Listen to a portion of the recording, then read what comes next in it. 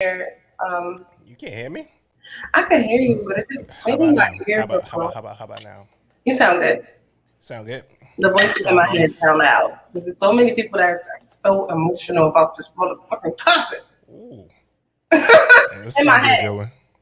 Oh, just so you know, we live. Oh, Lizzie, Lizzie. Hey. I turn don't up. even know eyelashes on. Yo, I'm not So drinking first of all, tonight, so I don't before know. we go live to the people though, I really want to get into it as a group. We're live. And We're so live. We're live. no, we're not live on YouTube or Instagram We're yet. live. You I mean always say that. We Facebook. live on everything. We're live already. How we didn't even do our We've segment. been We live didn't for do 40 our. seconds. 42 seconds. No, we 43 keep these. They can't see these yet. This Oh, is not for the they people. they see it. They Right? see us. Oh, they see us. So let's get to work. 42 seconds.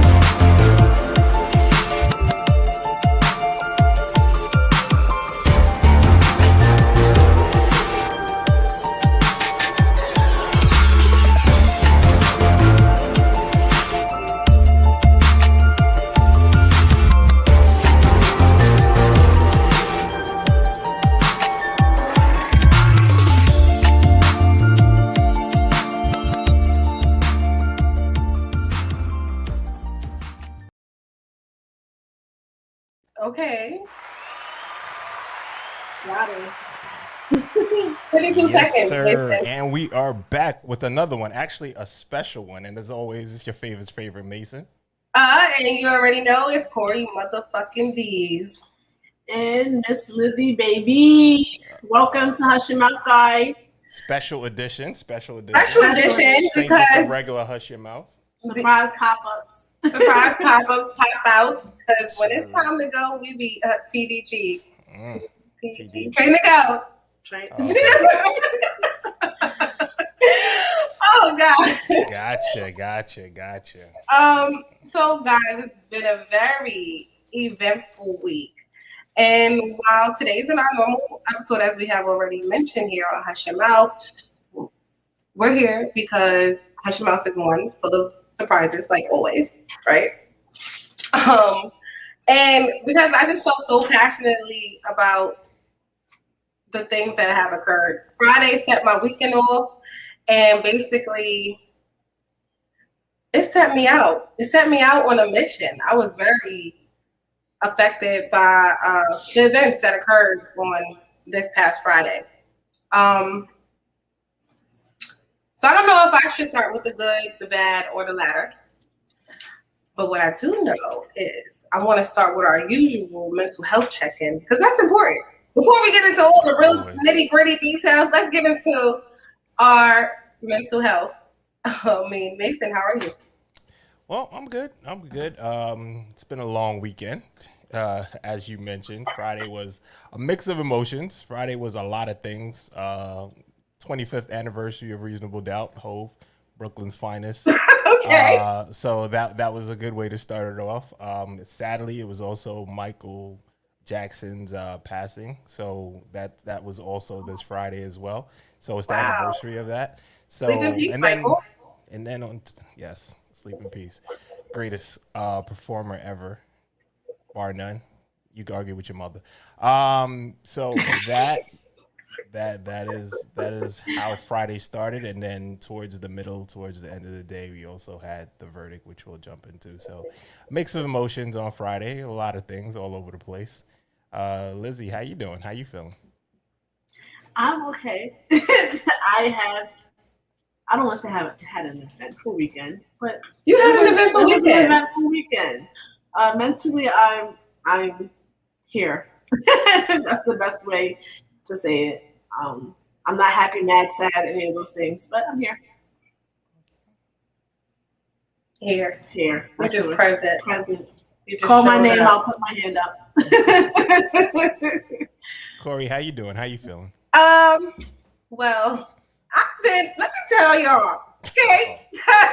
I feel like it's almost story time. That's how story time starts. We got a little bit of story time. I'll be waiting for our people to come in or whatever. But no, seriously, I had an eventful week. I started the gym. We started the gym. Where's the applause? We gotta get that applause. We started the gym. Health and wellness. No, it's exciting. And I think since I started the gym, I have like this burst of energy. You guys can tell because you guys know how my weekend was, and I've been up around the clock. I'm working on some ventures. We're working on ventures. And as a group and collectively, and I'm just like excited. It gave me like that push and that energy that I needed. And yeah, aside from that, I was distraught on Friday though, and I was talking to Mason.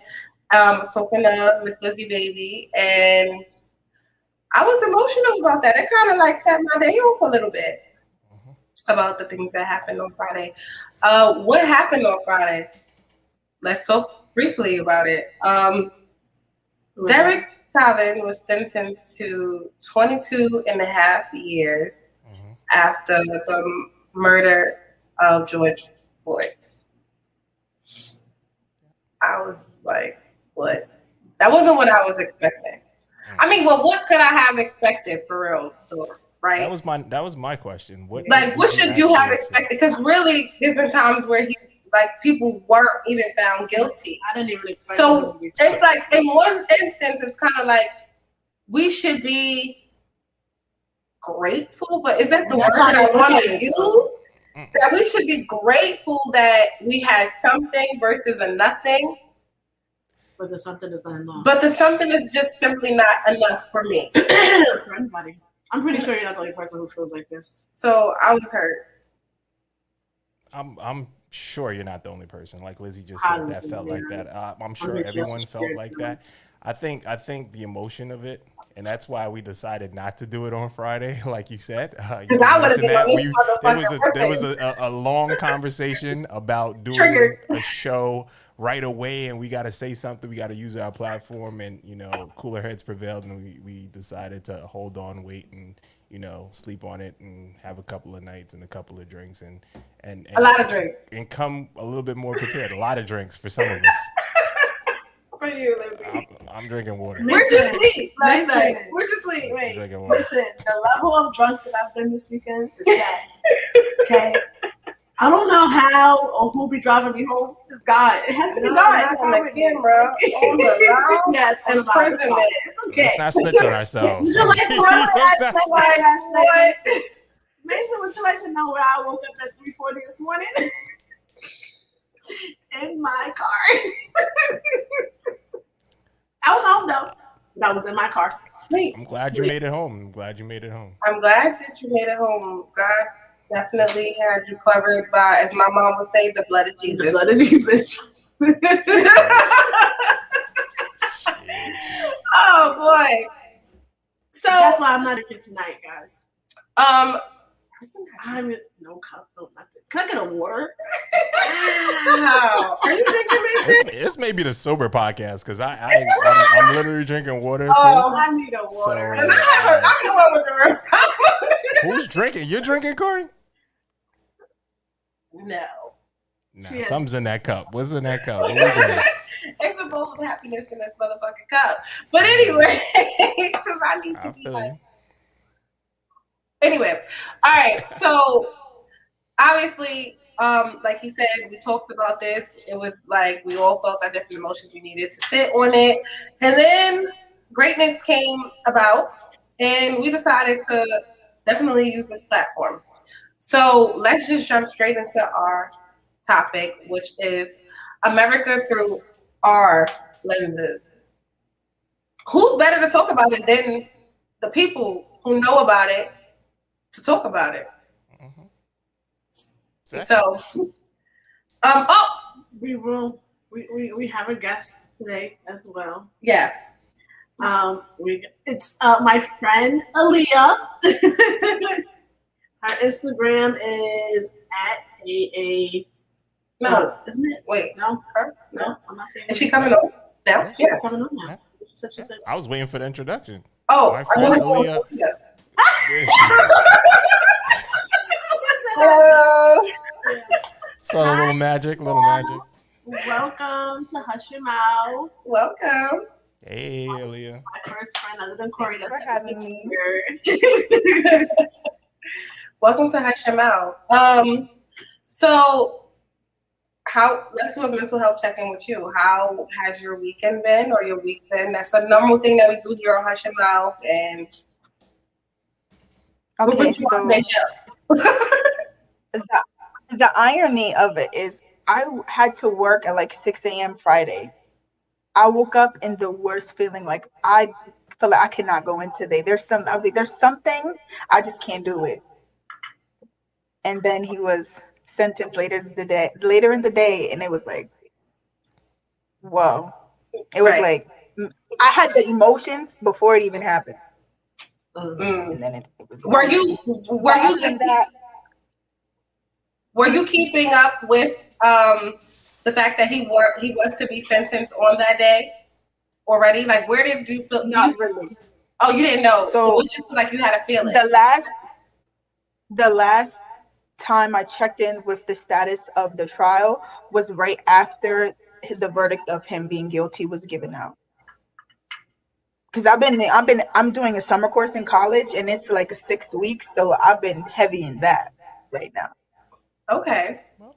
That shout outs to you for doing college courses right now in the summertime, because yeah, some people don't. Cause yeah. It's summertime, girl. That's what's up. That's your whole summer, but we applaud you for seeking out continuous knowledge and education. That's, as a Black woman in America, shout outs to you. We America. want to give you that applause. Yes, I'm going to be a nurse so that Black women and Black girls feel comfortable, because y'all not about to be dying. We not about That's to be another dying on my topic. watch. That's a huge topic right there. Right Not there, on my right? watch. Right there. That's Not a on my watch. huge topic. Ooh, not on my watch. Hashtag not on my watch. Like nothing Give is you a going little round of down applause there. on my watch. Okay. So as you already know, the topic today is America through our lenses, and we're going to just jump right into this topic. I know you've watched Hush Your Mouth, so you already know how this goes. Let's just do it. The first question is for you, being our guest of honor, Aaliyah. And the question is race and racism embedded in our society, and are we as a people accepting of this? So I'm going to be vague and then go in depth. So yes and yes to both parts of the question. Now, the reason why I say yes, race and racism is embedded into our culture and society is because when America was a colony and it started to get established, we needed to establish an economy. And the economy that the colonizers decided to establish was a capitalist society. And our capitalist society had the slaves at the bottom, and we were the ones doing our work. And during those times, your race determined your job, which is directly connected to your socioeconomic status, which is directly related to society and how you are looked at in society, how you can operate in society, and your access to certain things in society. So while you are Black, you could only be a slave. If you were white, you could own slaves. You had the freedom to do it all. If you were a native or indigenous or the like Mexican, because back then Hispanic people didn't really come like from the Caribbean. It was only like Mexicans and Central Americans, right? Yes, yeah. Sorry, geography. So they were only allowed to be migrant workers, indentured servants, and the same thing for the Irish. We were only allowed to do certain things or have certain access to things based off of our race. And as the slaves were freed, people were allowed to come and become citizens and become established in our society. Your race still determined your access to society because that system was never changed. Even though we morphed who's allowed to do what, your access to what you're allowed to do is still based upon your race due to things like redlining and gerrymandering, which kept Black people in poor communities in poorer rundown areas, which if you didn't have the access to do better things, how are you going to do it? So they forced our socioeconomic status on us, and we're still trying to change that. And when we see other Black people or people of color who get past it, it's still a little shocking to many of us. Like, I can guarantee you, all of us have seen a person of color, or especially a Black person of wealth, and like, oh my gosh, like, or this person is bougie, or they're uppity, they have all this money. They think because it's not normal, or it shouldn't be normal based on the terms of our society. So And it's that's another embedded. way that it's embedded, and we feed into it by having those kinds of mindsets and wanting to Okay. be capitalist and things like that. Okay, Aaliyah in the building on her shit foundation. Not me. I heard her. I Thank heard her. you so much for setting off the show, honey. But She said a lot. That's a lot to digest. That's a lot to digest. That was a lot to take in. You said She she definitely didn't went come back. back. She went back to colonialism. She definitely took it a long way. But Socioeconomics. I hear you. Okay. but she's absolutely right. It's embedded in our society, and accepting depends on who you are, like what social scale or class that you fit in, race, money, education, everything.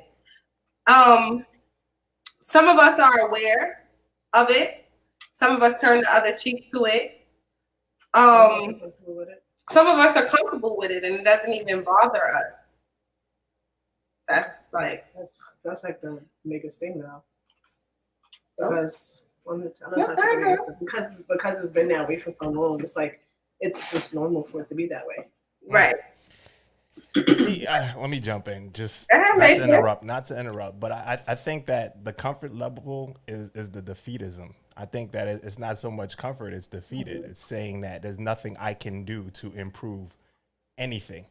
So I think we buy into that a lot. I think when somebody says, "Oh, I'm not going to vote because my vote doesn't count," I think you're buying into defeatism. I definitely agree. I think that that's a very simple everyday example. Hey, do you vote? No, I don't vote. My vote don't count. You're defeated. Yeah. Right? So, I mean, people are giving you those indications right away. Then you go into the media. That's a whole nother level of defeatism. Then you go into school systems and you think about it like, how many Black teachers does your son have right now? You think about, how many Black, police officers do you see in your neighborhood? You think about all these different things, and those are different ways and different, impacts that people have and why they feel defeated. So, no, absolutely. That goes back to what Miss Aaliyah was saying, and when she said, "I want to show Black girl a nurse, Black faces, and that hey, you can do this too." We are now in a position as a society to, we're in this position to be able to go to the next level, in a sense, if you want to. We just got to fight a little bit harder for it. You understand what I'm saying? You got to want that. You got to know that's what I'm saying, accepting who you are and where you are. Once you know who you are and where you are, you're able to play the game of chess a little bit better. You understand what I'm saying? So, of course, that means I need to be educated. I need to go out. I have to work 2 times as hard to get the same opportunities that the other races don't have to. Mm-hmm. You understand what I'm saying? And there's a lot in that. There's a lot into that thought process, because we always think we got to work twice as hard, and that's absolutely true. And the person that's giving you opportunity, if they're of a different race, they've got to think 2 times bigger, better, and different than where they're coming from as well, because they also have the same stereotypes and stigmas that we have. So they look at a Black person and they're gonna think, if it's a man, is he a criminal? Is he on drugs? Is he, is he gonna steal from me? So they have all those apprehensions, and that's where the prejudice builds in, and that's where it starts, and it manifests itself, and that's how people are like, yeah, I don't know. I feel more comfortable giving somebody that looks exactly like me a chance than giving somebody that, is maybe a little darker skinned, but, they're Black, they're different. So they're different. Yeah. We're different because we're a different color. Yes, to that white man. Society. it's still sometimes so hard for me to, even though I know what I know to be true, it's still sometimes hard for me to accept that. I don't accept that. That's not acceptable to me. I think it's fact. I don't think you have It's a a person fact, but I don't. accepting it. You know me, I'm gonna go against the grain because I ain't got I just you know that 9 times like. out of 10, the police officer pulling you over is white, so I'm gonna accept it. He's gonna be white. The He's judge, gonna if be you, white. the judge, I'm expecting him to be white. You're a police officer. I'm You expecting are him in to a be white. gang of your own. I'm accepting the fact that you're rolling up on me. The fact, hands up, don't shoot. Because I'm a black woman, and you're already thinking when you come to my car, I'm gonna be with the rah rah. No, hey, how you doing, sir? I just recently got pulled over. Did you get pulled over? She did not tell anybody that she got pulled over. I got pulled over. I think it was last weekend. It was me, my friend. Robin. I actually wasn't drunk. This is the night we went to Stallions. And it was 4 of us in the car. I wasn't speeding or nothing. I don't even think I got that far up the street. I made a left, made a right to go towards the highway, and the lights just came on. And I think he came to the car with it, like thinking that, I don't know if who he thought was in the car. But when I rolled the window down, it was like a face crack moment for him. You know how you can see somebody and you can know that they're like, oh, it's not who I thought was going to be here. He didn't realize it was going to be women in the car. I had the music on, we out, we chilling, we playing the trap music. So I'm playing the trap music, driving in Harrisburg, and he pulled me over and he was just like, oh, you didn't signal. Because I said, well, what did you stop me for, officer? He's like, well, you didn't signal when you turned right. I said, I did signal, but okay. Do you want my license and my registration? He's like, oh, no, it's okay. Just have a good night, ladies. I was just like, what? And we didn't even have a real conversation about it. Now I'm turning up for you. Yeah, we just all looked at each other because I thought I did something wrong, honestly, because I don't like getting pulled over. We ain't gonna say that out loud. But I don't think any of us like to get pulled over. I was like, damn, bro, if something happened tonight, just drive home. I'll see y'all tomorrow. But he didn't even take my license. He didn't take my registration. He didn't take nothing. He just was like, oh, no, it's fine. Have a good day, ladies. I was confused. So, one of my friends actually, she gave me, that was a racial profile in our comments. Also, before I jump into my part of it, we had Darius Hamilton. He said, people who are comfortable do not want more. I want change. I won't accept anything. Me neither. That was a racial profile. I think that was a racial profile.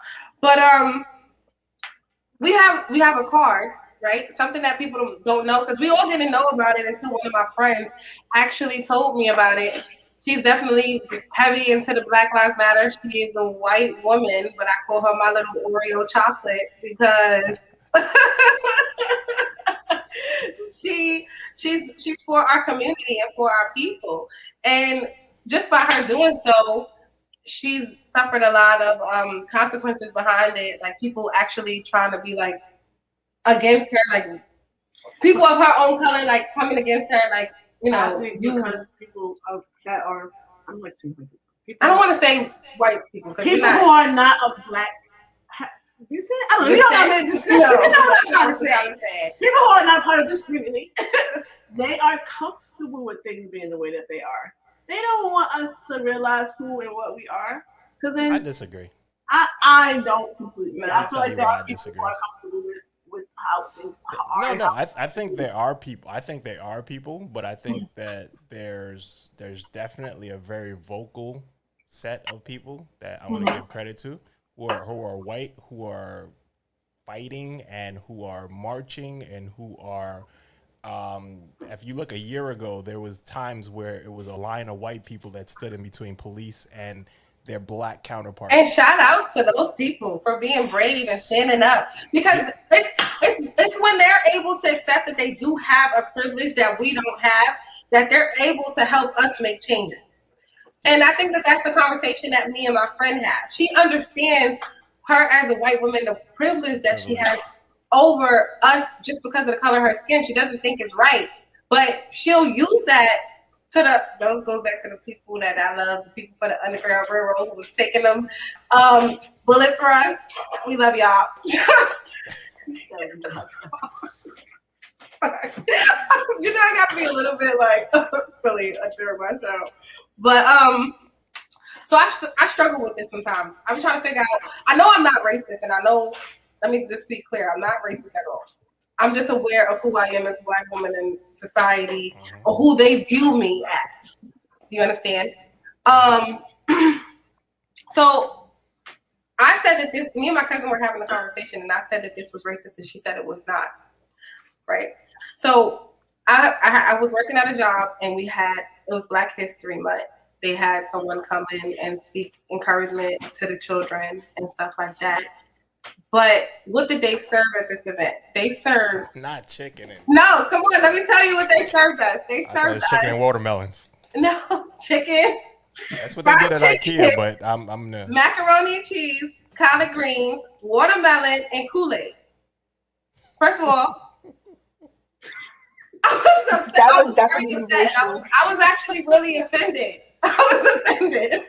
I think it was the Kool-Aid. The Kool-Aid took me out. The Kool-Aid took me out. First of all, what kind of Kool-Aid? It was great. Chicken is from Walmart. I don't like it here. It was great. This macaroni's not done. It's not collard greens don't got no fucking sauce. So do you think when it's Cinco de Mayo and they make tacos, do you think that's racist? Good question. I love Cinco de Mayo and I go off with tacos, but that's one of my favorite holidays. I love and I drink tequila. I was about to say, we're prejudiced right now. We're prejudiced. Why were you assuming? No, this is fine. Why is it I'm just asking that because I definitely do feel like that situation was definitely racial. But was it racist? No, but what took me out was that it was a white woman who organized the event. And we have Black staff here. Why didn't you ask? And I cook for this building all the time. Why didn't you ask me, well, what do you want to cook for our Black History Month event? I would have surely stepped up and said, let me get this thing together. And it would have tasted a whole lot better. My kids in my program would have appreciated it. But no. I have a question, Corey. So were you offended by what was served or how it tasted? Because you were very you went on and on about that macaroni not tasting. I was offended by the fact because the kids even noticed. They said, what? I don't even eat watermelon. This chicken is horrible. This Kool-Aid ain't right. So and then I asked other staff in the building, like particularly the Black ones, but the ones that are whitewashed didn't find it. Were they ignoring it? Were they turning the other cheek? Was I making a big deal out of nothing? The ones that I hang with, that we know what's going on around, even my friend of the other color, she knew. She's like, no, that is so racist. What the hell? No, okay. So can I say? Go ahead. Okay, so I would feel offended too.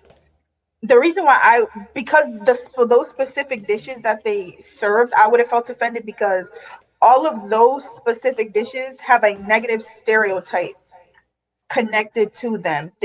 The soul cuisine and the cuisine that are associated with Black people, it's so vast.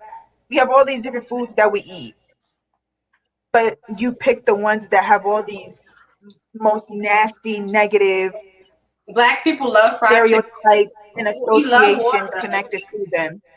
Yet the stereotypes that make us second-class citizens, you serve those foods.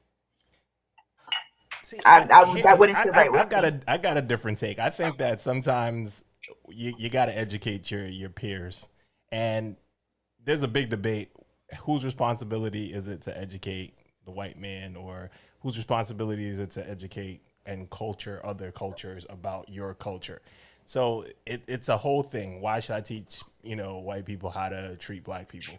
And you got to give some sort of credit, and you got to think about it this way. Like, if somebody doesn't know, they think they're doing you a huge favor. They think they're celebrating. They think they're like, oh, we want to make sure you got what you like. I don't want you to do anything. I'm going to do it for you. So that way, you don't have to order any, macaroni. You don't have to order the fried chicken. I got you. I'm going to go to KFC. I'm going to do whatever I can.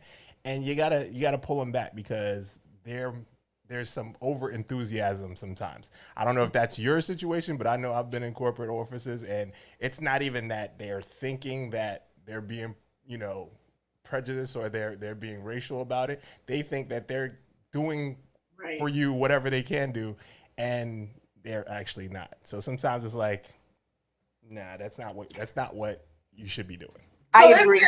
Is there a difference between prejudice and racism? Before we go on, I need to understand. Do you guys think that there's a difference between prejudice and racism? Yes and no. There are different forms of prejudice. So yes, some prejudice comes out of pure ignorance, or just not knowing and understanding your culture and the meanings of certain things to your culture. And then there's the other prejudice that is, they know certain things, or they just choose to not want to know certain things, which leads them to the racism. Yeah. So then after you choose not to, like, it's like if you were raised and you don't know any better, but you choose not to learn any better, then now you are becoming a racist because now you're a racist. Okay. Yes. So I think I'm prejudiced at times and stuff. But that in today's climate and society, it's kind of not normal, but it's very common that Black people are prejudiced. I think everybody's prejudiced. Well, everybody has prejudice. Everybody has prejudice. Towards everyone. I just wanted to make sure it wasn't only me. Thank you guys for committing to saying that. Everybody has prejudice. Everybody has prejudice. Somebody hate fried chicken. Especially to other ethnicities within the African diaspora. Yes. I know so many Black Americans that have said prejudicial stuff to me because I'm half African, and they don't even realize that some of the stuff that they're saying, had it come from someone of a different race, they would have felt offended too. Not even just that. Have they not realized that them two have come from Africa? Everybody came from Africa. We all came. Yeah, everybody came. Yes, we did. But because the culture looks different in ways, they disassociate. A lot of people, a lot of Caribbeans disassociate with Africa. A lot of Black Americans disassociate with Africa. A lot of Africans disassociate with the rest of the African diaspora too. That's true. I've seen it firsthand. All right. So what about Mason? This question is for you. I had these written down because I just want to be clear. This is a growing moment for me, especially because I was so triggered. Bye. That's our thing. We're gonna find a t-shirt or something. That's our first t-shirt trigger. This same job. Oh my God. Why this is triggering me now? I don't even read it. I didn't read it. All right. So, this same job asked me and my friends to stop wearing our Black Lives Matter shirts to work, and I had a Black Lives Matter mask and things like that, and I was asked to stop wearing it.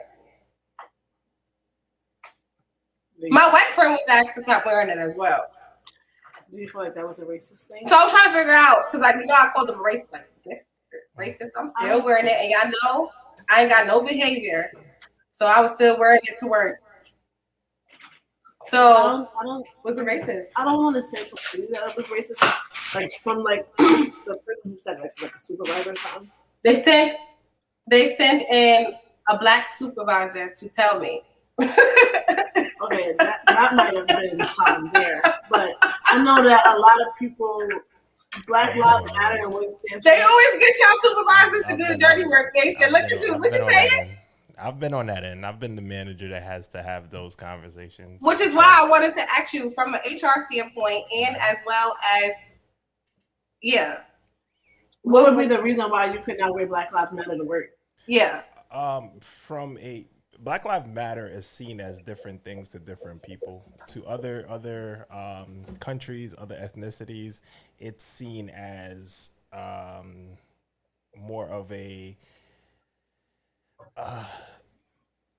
not cult, not just something that stirs up like trouble and violence and things like that. So they see marching as stirring up trouble. They see like protesting as stirring up trouble. And then when you think about last year, there was times when you saw people wearing Black Lives Matters T-shirts, looting. You saw people wearing Yeah. they weren't necessarily Black Lives Matter affiliates or people affiliated with Black Lives Matter, the actual movement. We found that out later, but a lot of people didn't find that out. So all they saw was Black Lives Matter on 34th Street, banging through like Macy's and Louis Vuitton and stealing things and looting and things like that. And that's what is seen.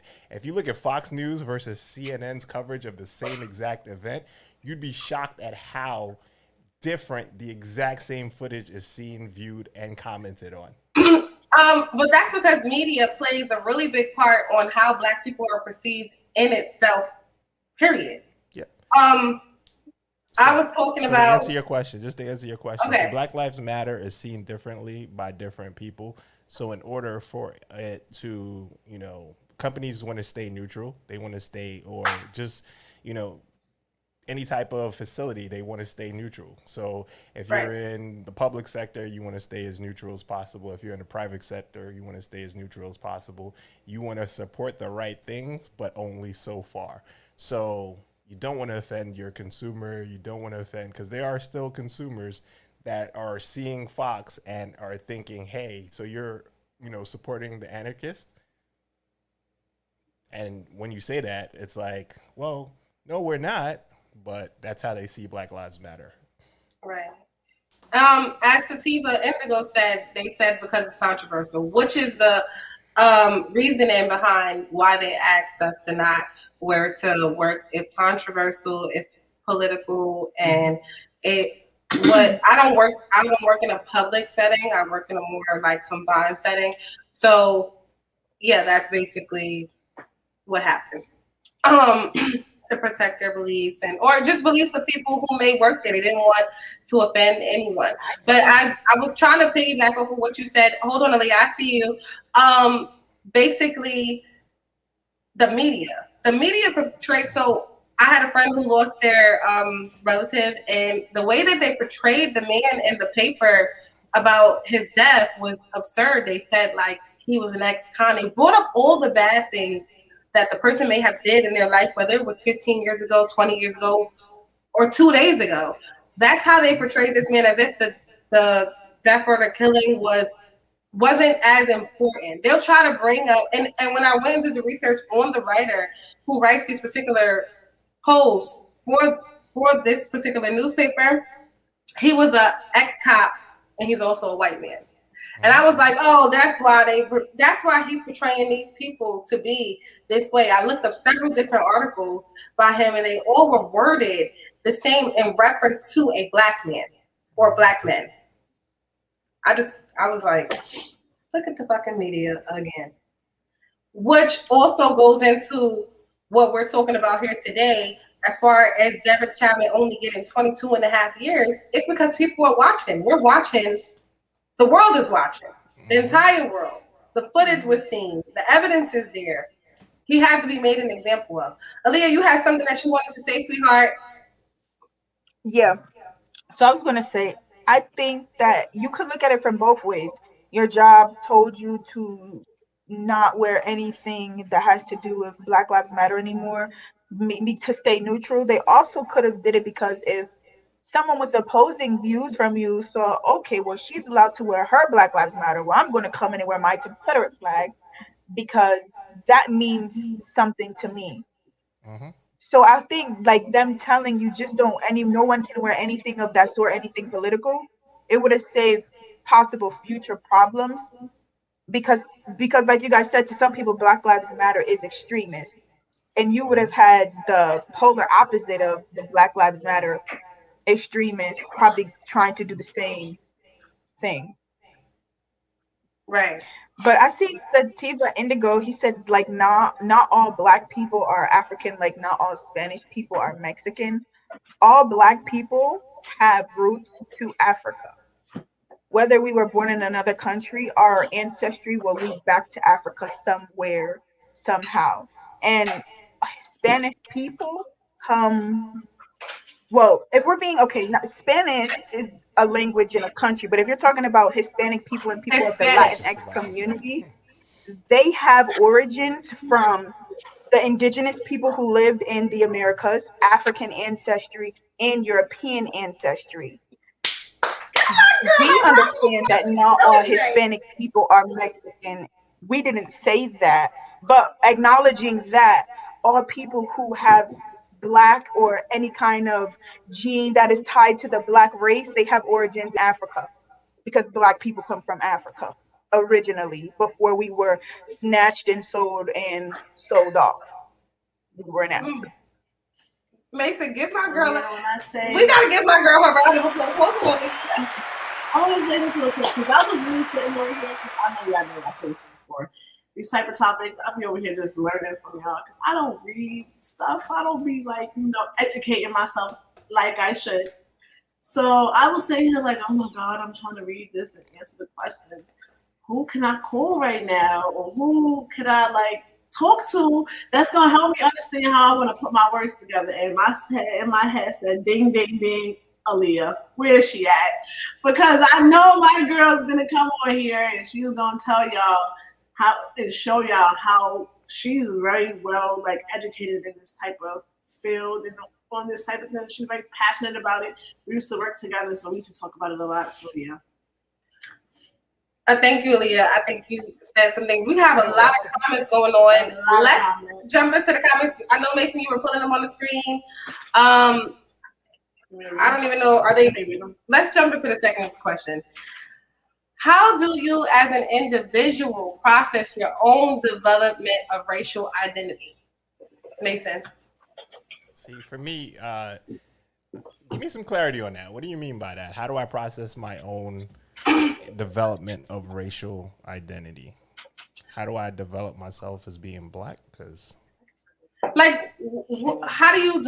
It's kind of like, how do you define yourself in America? I don't know. Like, as a Black man. that's exactly how I define myself as a Black man. So, okay. I mean, like how I answer this question, I basically said, like, again, it goes back to knowing and accepting who you are. Becoming culturally aware of your roots and where you come from. You understand? Understanding your position. It comes back to your self-esteem, but most of all, your race esteem. People need to know that Black people, if you're Black, it's okay to be Black. You could be proud. This question came from my son, really. And my son struggling with who he is as a Black man in society. And I realized that me and Mason, we've had this conversation briefly, that my son's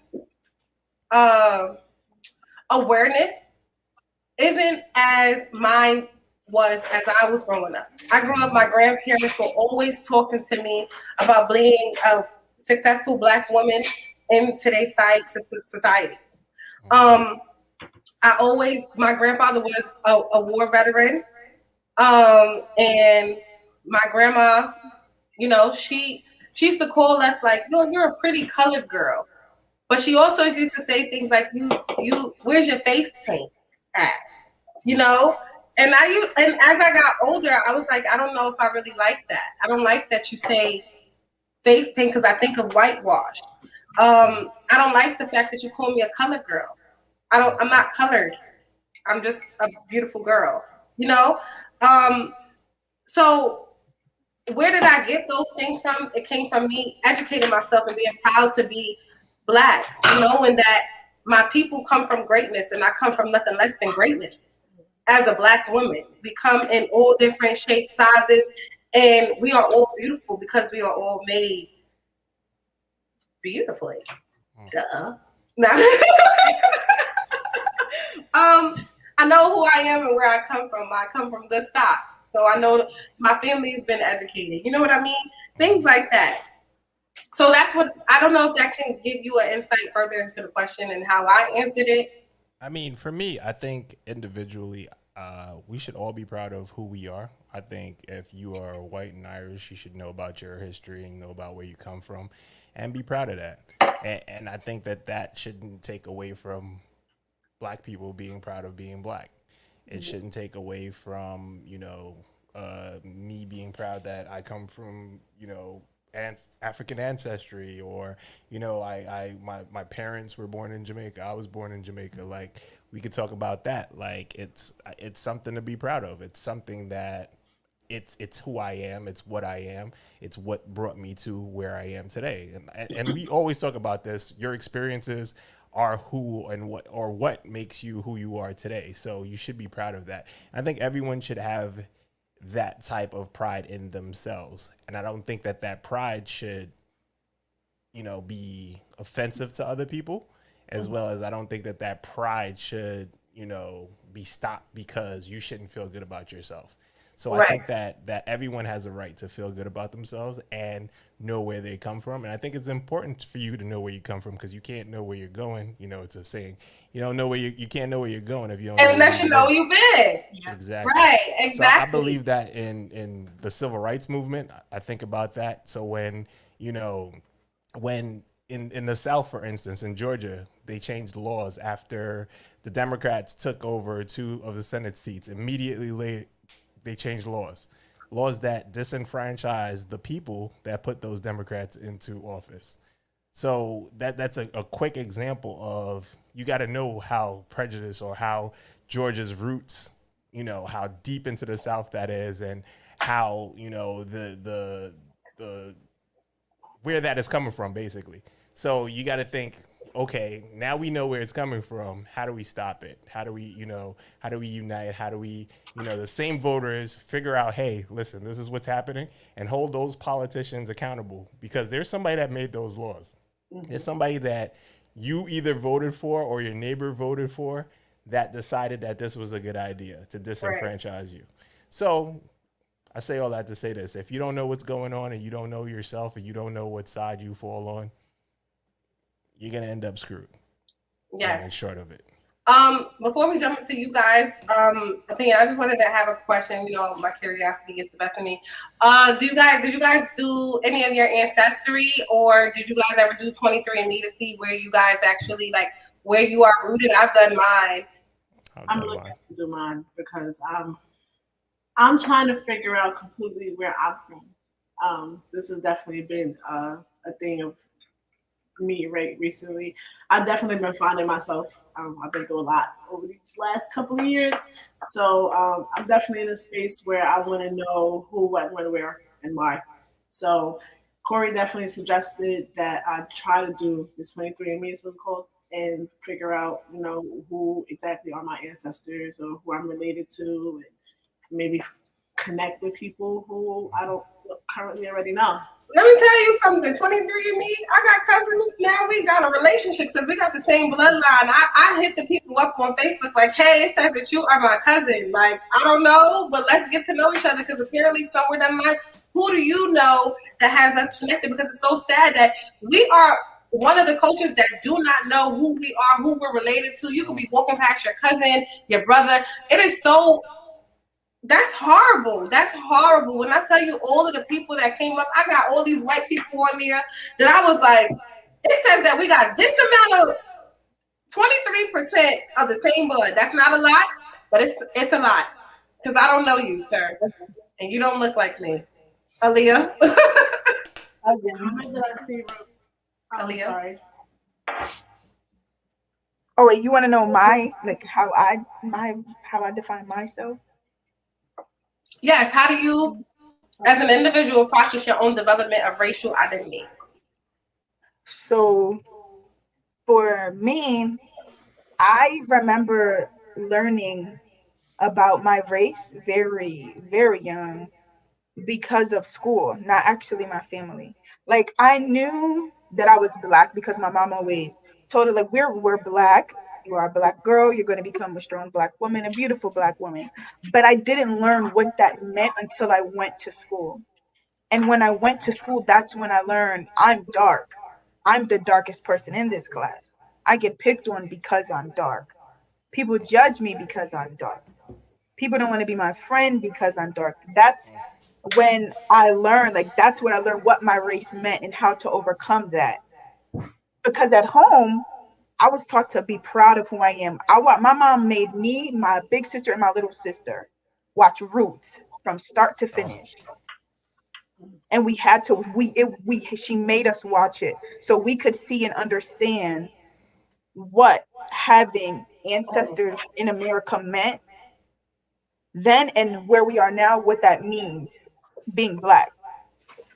So I knew very young what it meant, and I identified with that for a majority of my life. But then when I would go to my dad's house, because my parents were split, it was a whole different understanding what being black means. At my dad's house, it was being African. You don't identify with your race, you identify with your tribe, Yes. with your country. You identify with the language that you speak. So it's a whole different concept, a whole level of confliction that I'm trying to navigate because yes, I understand and I experience that when I'm at my dad's house, but we're still in America. And I'm going to be viewed as a Black American before they see me as an African because they don't know I'm African until I tell them. They automatically assume that I'm Black American just because I'm Black. mhm. So that's the story that I have to feel and be attached to the most. In my experience, that's the story I have to be attached to the most, even though I feel like I have my ethnic roots are stronger because when I come around my family, we don't necessarily associate with the Black American experience as much as we do with our African and our Caribbean experience because Caribbeans and Africans are proud people Mhm. and we're deep in our culture. And that's what we celebrate and uplift at home. It's more saturated at home. So I don't know. It's like No, it's a that's little you. conflicting and confusing. I'm sorry that you had to, that we all have to have that experience, but that is true. That people that are darker or even Africans, because growing up, kids are mean. Like the kids Yes, are fucking mean, and got you know called what? African booty scratcher, made Oh my clicking god, sounds I at was me all gonna the say it, time. but I didn't want to It say was it, girl. all of I that, was all of like, that. what From the what? people, even from people on my American side of my family, you got it from all angles. My And you don't know nickname, that you from Africa. So the way I'm an African booty scratcher, you was African booty scratcher too. We all scratching our booty together, African style. we We got all- it. All scratching. I'm just touching my booty. Oh, Yes, you that's know you was scratching that booty. Okay. like Yo, you know what? I personally feel, I don't know how you feel, and you can probably tell me more about that. I want to congratulate your mother, first of all, for yes. before you even went to school, which I preach Oh about this yeah. all the time, and I talk about instilling that confidence in your children early, like, because every culture does that, but black Mhm. people. So for me, like I'm always preaching about, if you have a kid, those little names, Tell those them. little things, Yes. tell them that you're great, you're amazing, you're wonderful. Don't feel bad about Speak saying it like because every other culture does it. And Hmm. I speak from, and a little bit more about me. Like I grew up around Jewish people, and Jewish people used to tell me that I'm great and I'm amazing, and I'm like, 4 years old, 5 years old, 6 years old. So, I mean, for me, it's a different experience. But I mean, I saw that as how everybody should be brought up. And then as I grew up, I realized everybody isn't brought up that way. I don't think that Hmm. confidence is instilled before I could even talk.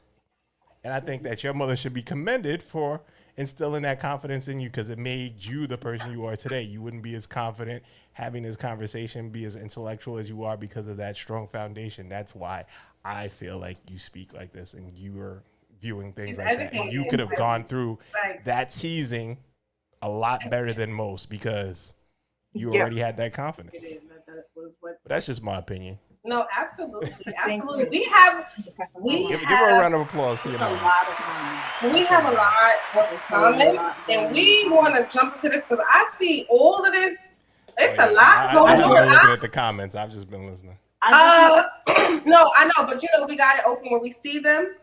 So, okay, Is so this this was one? Are must we have been. triggered? Are we triggered before I even Oh, no, I say don't know something? yet. I Nah, wasn't Lizzie's ready. fine. I Lizzie's was laying back sick. today. I'm worried about Corey today. when I said to you that I was drinking water, I meant it.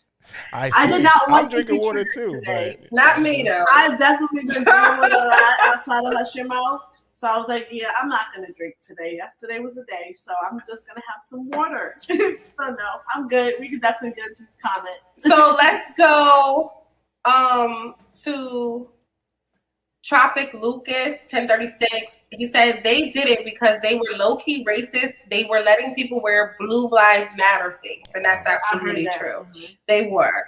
Now Sativa said that's like saying all Hispanics are from Ecuador or all Asians are from China. That's racist. There are different blacks, Haitian, African. Yes, but their roots still come from Africa. They traveled from Africa to Haiti. They traveled to Africans are everywhere.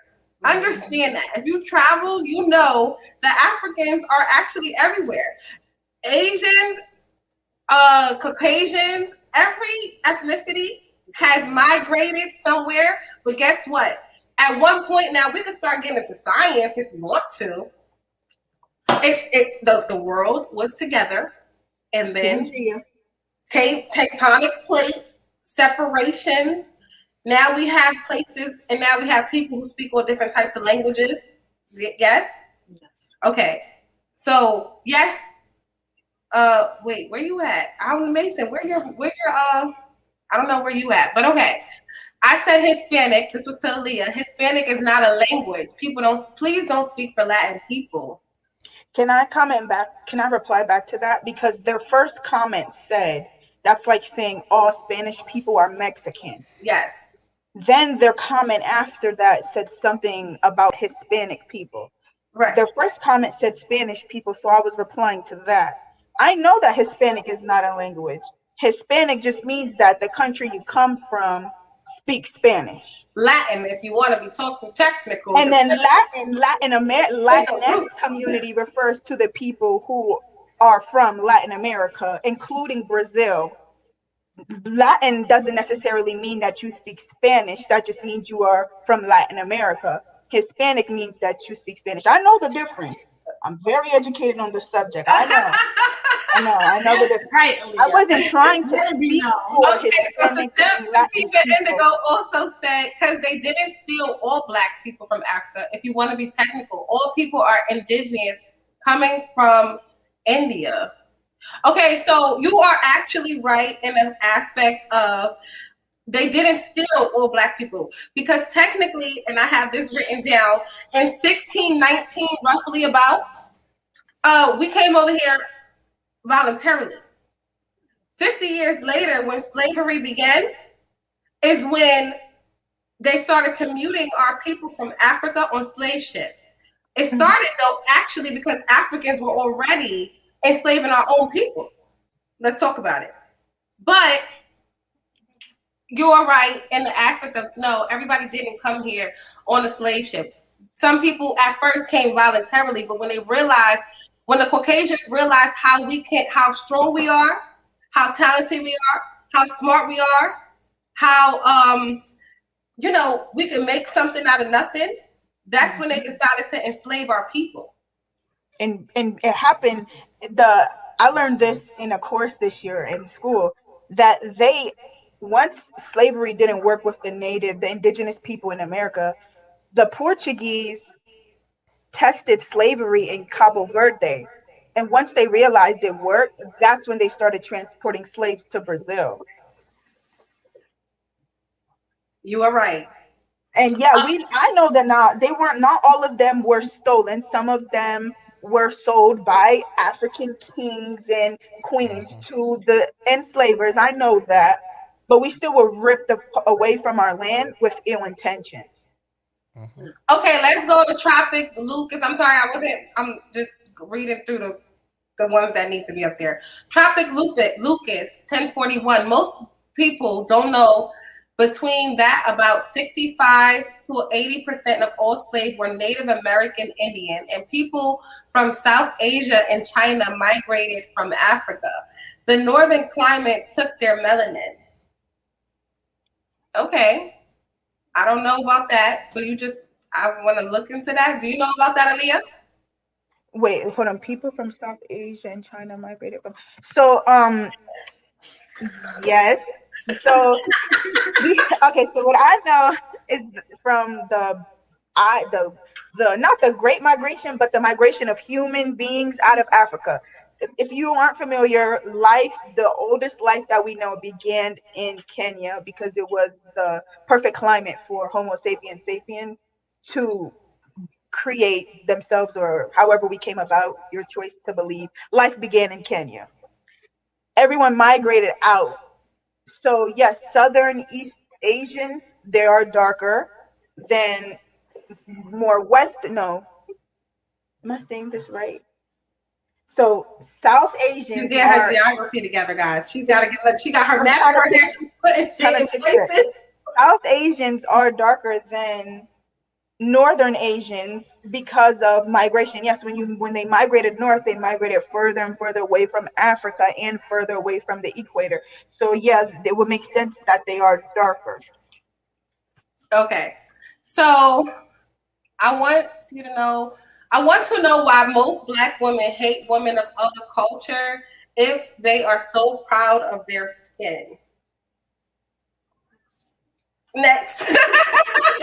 I want to answer it because this is a question for real. Like, we don't hate other. I personally. I didn't understand that. I didn't understand it either. So maybe you want to reference, maybe come back. I don't know.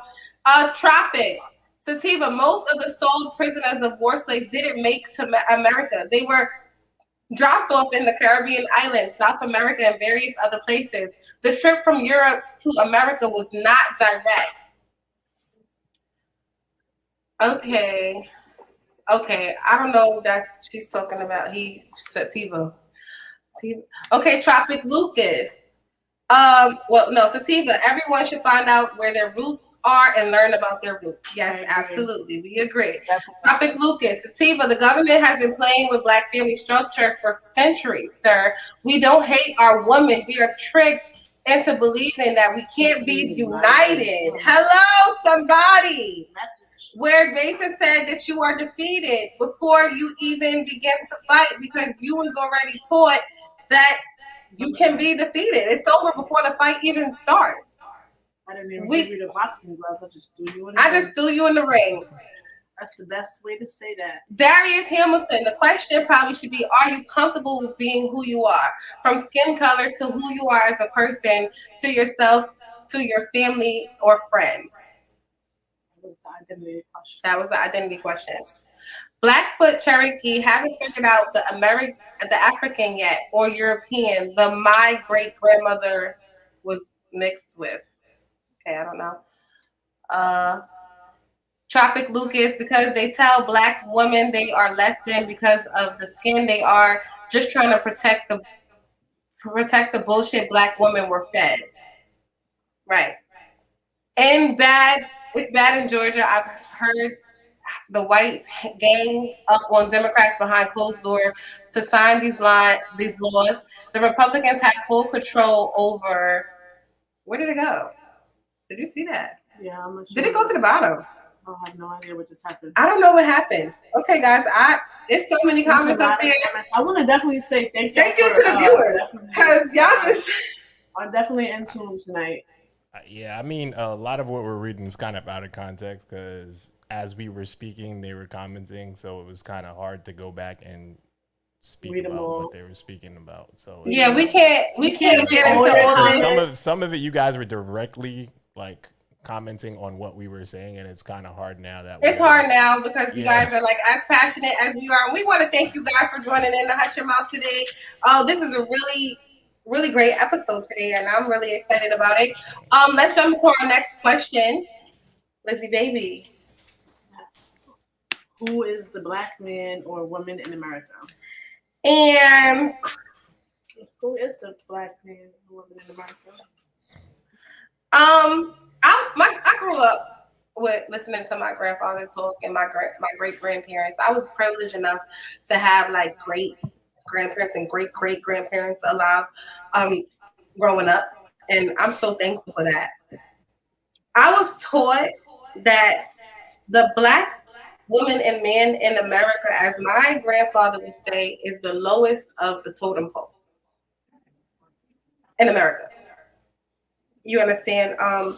No other demographic group has suffered for as long, as continuous, or as badly as we have, as um, as a group of people. So I don't know if y'all want me to dig deeper into that. I can. We're killed the most by white people. We're the first ones. We're the first ones fired and the last ones hired. There's not many of us in corporate positions, but that all goes back to being limited. We're the lowest paid on a lot of jobs. Most incarceration population in jails. We the highest population incarcerated. Okay. Um. Yeah, that's just what I had on being who the black man and woman is to me in America. Mason, do you want to jump in? I mean, honestly, the black man and black woman in America right now is it's all over the place. And what I mean by that is saying that everything you said is true, and there's caveats to those things. Um, there's if we talk about the jail system, that's a deeper, longer conversation. We could talk about how judges are paid based on where how many people they send to particular jails, how jailing is an actual business. You can buy stock in jails and things like that. So like it's the black man and black woman in America right now is basically finding their identity, and hopefully we're moving forward and not moving backward. So it's a lot to cover and to put into words, but we're all over the place. All right, Lizzie. I really don't. I don't want to piggyback off of what no one said, but I just feel like I don't even know how to say it for real. I really don't. I didn't even write an answer for this question because I didn't know how to answer the question. Well, who do you feel like? Okay, I don't know. Aaliyah, did you have an answer for this question? Somewhat. I feel like it's a question that's hard to answer. It's no real. There's no right or wrong. There's not a right or wrong No, answer no, on Hush Your Mouth, though. Hush Your Mouth is really an opinionated-based show. Yeah, It, I go ahead, Aaliyah. I think the black woman and the black man in America are still being defined because we haven't had enough time to actually establish ourselves as something other than being the bottom. And we're trying to leave that alone and make something better than what it was, but it's kind of hard when the systems that we have in place are still in place. And until those systems are out of place, we can't actually define what a black man and a black woman in America is without the bottom, because we're still at the bottom. Because the opportunity and the freedom is strongly the structure, the systematic structure is set up in a way where we don't succeed. So that's why people see it that way. I was actually trying to look for the actual statement, and I don't know if I sent it to you, Corey. But basically, long story short, this gentleman, and his name slips my mind. He basically explained how when he was growing up, how 70% of households had both parents. And as time went on, it became more economically feasible for the black woman to not have the black man in the household for financial benefits. So That's why they started telling women to put their husbands or if you needed food stamps, they wanted you to put your husband on child support, right? As if he's not in the household. That's why those things came to play. Am I right? Yep. Yep. So a lot of that stuff became, like I said, it became more economically feasible for you not to have the male in your household. So you would get more benefits for that. So if the male was in the household, you would get less, you would get nothing. And then if he wasn't in the household, you would get more. So it became a choice of, I'd rather not have the man in the household because it's And I more think feasible. that became an even bigger factor once mass incarceration really started to do what it was made to do. Because before, black men in the household, they were the breadwinners, they provided. So you needed them in the household. Then once that 1 in 3 became about, once they came home, they couldn't live the lives that they deserved to live. They couldn't get the jobs to be the breadwinner anymore. And that's when that welfare and the food stamps, that's when it really, really did what they wanted to do, Oh, I got it. Which was to dismantle the black family. I'm tricking right now. It's my turn now. Oh, I safe found word. it. Safe word, guys. Can you hear it? Yes, I can hear it, but it's really low. Is it low on our end? A woman has No, a the child video out he's of wedlock, the government will provide her a check, no matter how many children she has out of wedlock. But there was a caveat: she cannot have a man in the home. You destroyed the black community with that simple policy, because the federal government came in and replaced that which was a foundation in the black community, a strong father. And when you don't have the strong fathers there, not saying that a woman can't raise, young men, but when you don't have that strong father there, you see a lot of the problems that we have in the inner city. So, I mean, let me play it from the beginning. Is the fact that when I was born in 1961, the two-parent household in the black community was between 75 and 77%. Today, it's only 24%. If a woman has a less than child that out of today. wedlock, the government will provide her a check, no matter how many children she has out of wedlock. But there was a caveat: she cannot have a man in the home. You destroyed the black community with that simple policy, because the federal government came in and replaced that which was a foundation in the black community, a strong father. And when you don't have the strong fathers there, not saying that a woman can't raise, young men, but when you don't have that strong father there, you see a lot of the problems that we have in the inner city. Oh, Mason, And I'm that gonna was shoot. Alan West. I'm gonna go crazy on you now because you got me about to cry on this motherfucking hush your motherfucking mouth. I mean, it's true. I wanted to say it, and this whole time I was looking for this, and it happened at the perfect time. I just happened to find Because it. that was what they wanted to do. Yep. That's That's what they did. It's not wanted to. No, It that's what they happens. did. That's what they did. That's what they're still doing. Still doing it. They And succeeded, I really do, because I feel like and they're that. still succeeding. Yeah. but how can 100%. but we as a community are allowing them to still succeed by not becoming aware of what they're doing. And that's why I really felt strongly and about using this platform to educate us. And as we're learning, this was a building session for us. Mm-hmm. We all learned, each one teach one, and that's like the message. No, we got to be better. I think it has a lot to do with not being educated, because if you're not educated on these type of things, you don't think that there's anything wrong with this. Like, oh my God, he's not here, but I could get this help. There's something set up where me and my kids are going to still be okay. Not even realizing that once you start depending on the government, you no longer depend on that parent to be present because they're taking care of everything. And in the long run, that's the purpose. The black woman needs the black man as well as the black family needs the black man as well as the black culture. Yep. Period. Period. And I think sometimes it's hard for us to say that because we feel as though. I'm sorry. No, she was Sometimes- right there. Time to say it down.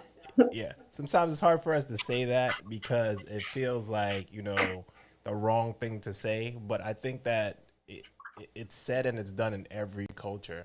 So we shouldn't feel bad about saying that. We shouldn't feel bad about saying we need each other. There's nothing wrong with that. Like, it's okay. I So, think, no, sorry, go ahead. I didn't mean to cut you off. No, go ahead, Lee.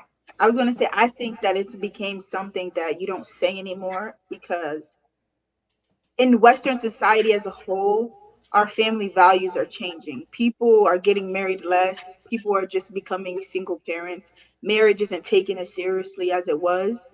And whether we like to agree with it or not, we all assimilate to Western ideology and things of that sort. So living here, we're starting to value marriage less. So if they already have these systems in place to keep us from not getting married to each other, not having strong back families already, then they start to tell us that marriage doesn't matter anyway. You can be a single mom, you can be a single dad. You don't need the two parent foundation. It's I fear the percentages of black families is just going to keep decreasing of two parent black families. See, I hope for better. I hope for Um, better. I hope for better, and that's all I can speak about. I can speak about the hope. I think that there are glimmers of hope. I think we see differences in the next generation. I think you do see some things, and I think they should be highlighted, celebrated, and shown to be the way of, not the future, but just the way it should be. So I think that there is hope, and I think that I'm very hopeful, and I think that I'm seeing a lot of the right movement in the right way. I'm just trying to keep pushing it that way. Right. And I wanted to say that I do actually see a lot of our youth, like our young black men, getting married nowadays a lot sooner and earlier than I have in maybe my whole life, Mhm. in the past 30 years. So I want to applaud our generation, because our generation that is coming up, this generation, are we in X, Y, Z? I don't know which generation we are. Z, is it Generation Gen Z? Z. Yeah, Okay, Generation Z, I want to applaud you thank you. because you guys are breaking generational curses. Yep. I Okay? agree. So let's applaud Generation Z. And I want I wanted to piggyback off of something you said, Aaliyah, which was basically in Western civilization, we as a community and as a group of people have learned their ways. Because as a person that travels, I've learned things from the Eastern civilization and the way that they are structured. And it made me enlightened to the flaws of my upbringing and my Western civilization upbringing. It led me to know the flaws of that. And what I learned is the black woman has learned not to appreciate the black man and all that comes with the black man and the stigma of the black man. Don't do that Timestamp to me, it. Nathan. Timestamp this.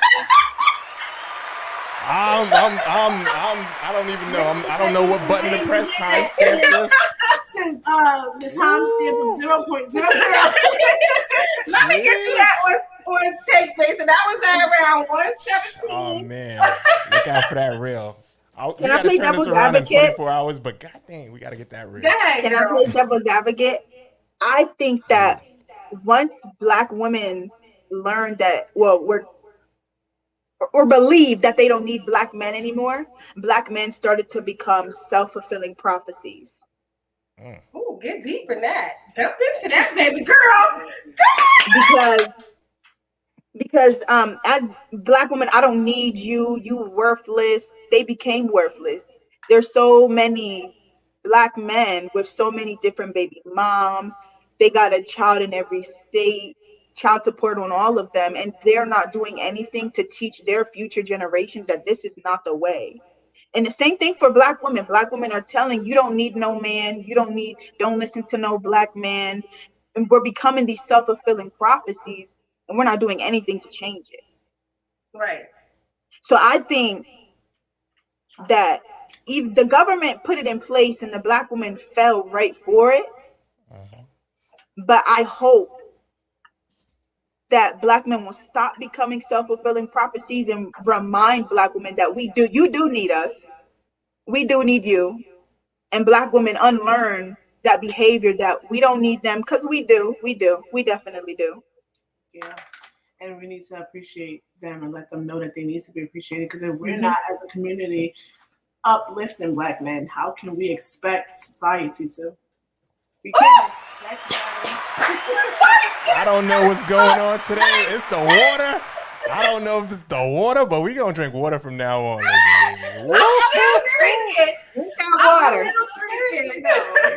It's the water, baby. It does go back to being like a child and how you're raised. But even as an adult, if you're not uplifting each other, how can we expect them to uplift y'all? How can we expect them to see the king y'all? Oh, you're not treating y'all like the king y'all are. So, but you gotta be the king that you are. You gotta believe that you are a king. Be the king. But if you don't, you gotta be the king to be treated like the king. But we gotta show you that you a king too, though. But if we're showing that, if we're showing you that you are a king, but you don't want to be a king, then what? If you don't want to be a king, because a lot of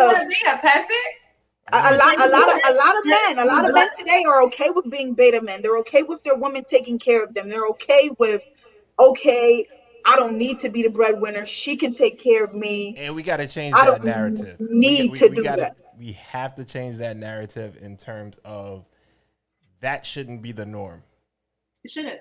And that's the narrative we need to change. We need to change the norm that's okay. Like, at no point in time should that be okay.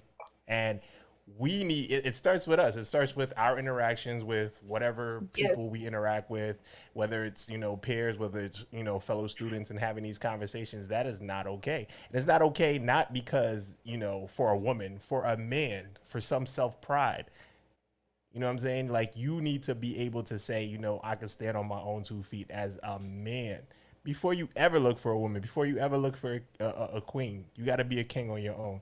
And then you get a wife, and then you get a significant other, however you want to believe it, however you want to play it, however you want to, run your life. But you need to stand up and be a man. I think that being a man has gotten played out to some sorts of ways. And it's like, you're not proud to be a man. Especially a black man. Yeah, exactly. I think that's a problem, and I think we should definitely address it as far as these conversations, and as far as, it starts before they get to the point where they're out on their own. It starts when they're young, and I keep saying that. I say that every episode, but it starts when they're young. Oh, can I reply to a comment? I was over here in the comments myself, so I was going to say, I never pay attention to the comments. I'm sorry. I'm going to tell you, I had a moment on here before where I was reading the comments and I was letting them get to me. So before you respond, no, I'm not letting them get to me. I'm just a little. Wait, Aaliyah. I know how I'm really. Hold on. I'm confused. No, I'm sorry, I'm confused. Triggered. Are you triggered? Just let me know now if you're triggered. Y'all are you need to clutch my pearls. Okay, clutch your fucking pearls, baby, because that's what the fuck we do. Corey, just so we can follow along, at what time and when was this comment that you're gonna say, so I could bring it on the screen, so that way our YouTube viewers can actually see these comments instead. I got our timestamps down today, Mason. I'm on my mother. Yeah. So next to the person's comment, next to their name, there's a time. No. Wait 11? a minute. Before can I just say my little part? They ready. Okay. Y'all are ready. I don't know what this comment is, but it must be good. Because y'all are ready. We got some comments, and we about to jump into the comments, y'all. I just had to say that. Okay. Get it, Leah? So what time? So the first comment is from Sativa Indigo at 11:17, and it says, "But do I have children, and am I with any man, and do I treat him as a king?" So I do not have any biological children of my own. Why? Because I'm not married, and I promised myself that I will not have any children out of wedlock. Clap. And I'm going to keep that promise to myself until I get married, and then I'll have all the kids that I want. But I consider myself single because I wouldn't say I'm in a committed relationship, and I don't need to be in a committed relationship right now. I'm in college. I cannot give my He's best working on you. to. You don't gotta Yeah, explain I'm that. working He's on me working right on now. you. But All right, there is cool. somebody, there is a person of interest in my life. And do I treat him as the king he is? Yes. But he did not have the same upbringing that I had. He was raised on survival. I was raised on love. So me trying to treat him as the king he is, he doesn't know he's a king. So I'm trying to teach him that he's a king. He's trying to learn that he's a king. So it's a little bit different. I understand that he's a king. He doesn't understand that he's a king. Mm. And some So of y'all I don't can keep understand that trying. you're this is one funny. If I keep trying, but he doesn't understand that. We just met Aaliyah, but And you getting a round of applause. Go ahead. then the Treat that second man like a king. comment, it says at 11:18, it says, because they don't need who? you. From who? The Okay. same person. There you The go. same person. Triggered. Because they don't need you. They need a woman who treats them like a king they are. And then the comment right below them from the same person says, it reiterates it and says, if you are not then you cannot say they need you. So Black women need to acknowledge that Black women need Black men, but you're saying that Black men don't need Black women. Correct me if I'm wrong, but that's what I'm getting from that comment. And I Okay, have well, to let's come back disagree to the with that. comment around that time, which was Darius Hamilton, and he said, What time people was it? today, What time was it? 11:15. 11:15. He says people today so are we could pull it up. okay. Oh, I'm still gonna read it. We I gotta read it to myself. I know, but I want to make sure that the YouTube audience could see it when okay. when you read it. So 11:15. Woo! 11:15. Darius Hamilton. 11:19. 11:15. All right, we're saying 15 and 19. 15. 15. All right. There we go. Okay, so people today are just so far gone. When you talk about guidance, that's because for years the things we talked about now, those subjects didn't exist to all. I've been woke. Shout outs to you for being woke. Let's be woke, people. Let's open up our third eye. Okay, let's get in tune. Tropic Lucas, right under that. Black men are getting married, but not the Black men. 4 out of 1,000 is the number. 4 out of 1,000? Is it 4 out of 1,000? It says Black men are getting married, but not the Black woman. Not the Black Because woman. Black men are marrying out of the race. Is Black men marrying out their race? The last I knew about those statistics, the Black marriage rate as a total was low, but Black men marry Black women the most. The most marriages you see from Black men are to Black women. Black We're men probably the least to go out of our race. But I used to always say that I don't think that any race will ever know how to love a Black man like a Black woman can. I don't feel like women out of the Black community understand the type of Black man that this is in front of me. So they don't know how to, I just personally don't feel like they know how to love them the way that they're supposed to be loved, like as a whole. Yeah, you love them, but I don't think you can love them like I can. Right. A statistic to back that up is that interracial relationships with Black men and white women have the highest divorce rate compared to marriages between Black men and Black women. So that's all based off statistics. That is based fully off of statistics. Not my opinion, that is statistic. Thanks for the support for the station. And I will say, and this is a little bit off topic a little bit, but I used to say I couldn't date a white man, right? And we used to have these conversations because she said to me a long time ago, Corey, you're going to end up with a woman or a white man. And I used to like, first of all, who said that? Both sound extremely far-fetched. However, you were right on one end, but the white man sounded way more far-fetched than a woman. Okay, so and she's like, but why? And I used to tell her that basically I didn't think that me and a white man would not be able to understand me as a Black woman. He would never be able to understand my struggle. He would never be able to understand how I feel when I walk into a place predominantly white as a Black woman and how I present myself to people as a Black woman, my struggle, my traumas, the way that I move on a day-to-day basis. You won't be able to understand that being my white husband. So no, we don't have nothing in common. So I know I would not marry a white man. I don't, and I'm not racist. They cool. I done found some cool ass white men, but they wasn't for me. That's okay. Would you been able to date That another doesn't make person you of color? racist. Is that Am I racist? making her racist? No, it doesn't. It's okay. No, You have you a know, preference. that comes down to preference. I'm happy we having this conversation because I struggle with the fact of if I'm racist or not. I ask my baby that all the time. I'm like, baby, am I racist? Because she grew up around white people and I grew up around a melting pot. I come from a melting pot. I've never experienced racism until I moved to the state in which I am, and it is a red state. Thank God we went blue this year. Amen. Hallelujah. But Wait, hold on, don't do that. Pennsylvania's the flip state. We ain't red. It's the flip state. We swing, baby. We swing. Pennsylvania, you are from Pennsylvania. We swing. I'm from New York. Here, blue. I'm from a melting pot, and then when we all talk about our experiences growing up, and I talk to people that come from a place where they are not the majority, right? They are like, I don't want to say they're the minority because there's people here that come from good stock and that are good, well off, and have finances and education just as much as the white person here.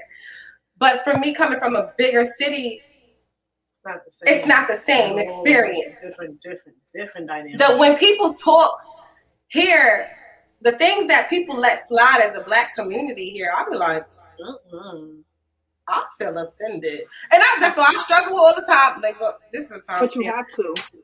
If you trying to play with me, you have to let it slide. Oh God! Sometimes you have to let it slide. Did you answer who you? You said you didn't know how to answer that. So now we're winding down, guys. So what are some plausible and equitable ways to resolve police brutality and racism? What are some ways that we can? So I did write something down. Hello, honey. I did. I was reading about it on Google when I was reading through the things. So the one thing I saw that called out to me was accountability. Police need to be held accountable for their actions because the lack of indictments and police being able to get away with murder, the community does not trust law enforcement. So in order to build the trust back, there has to be consequences for their actions. And that's why in my opinion, I only feel like that's the only reason why Chauvin was even found guilty, because it became not just a here thing. This was everywhere. It was all over the world. So they had to do something because, we can't be the country that people's looking at some type of way. So I personally feel like if it wasn't this big, like of all the millions, I don't want to say millions of people, but it's been millions. All the black people who have died at the hands of cops, how many cops have been indicted? How many consequences have there been? How many cops have killed more than one black person and still have their job? When able to retire with a pension.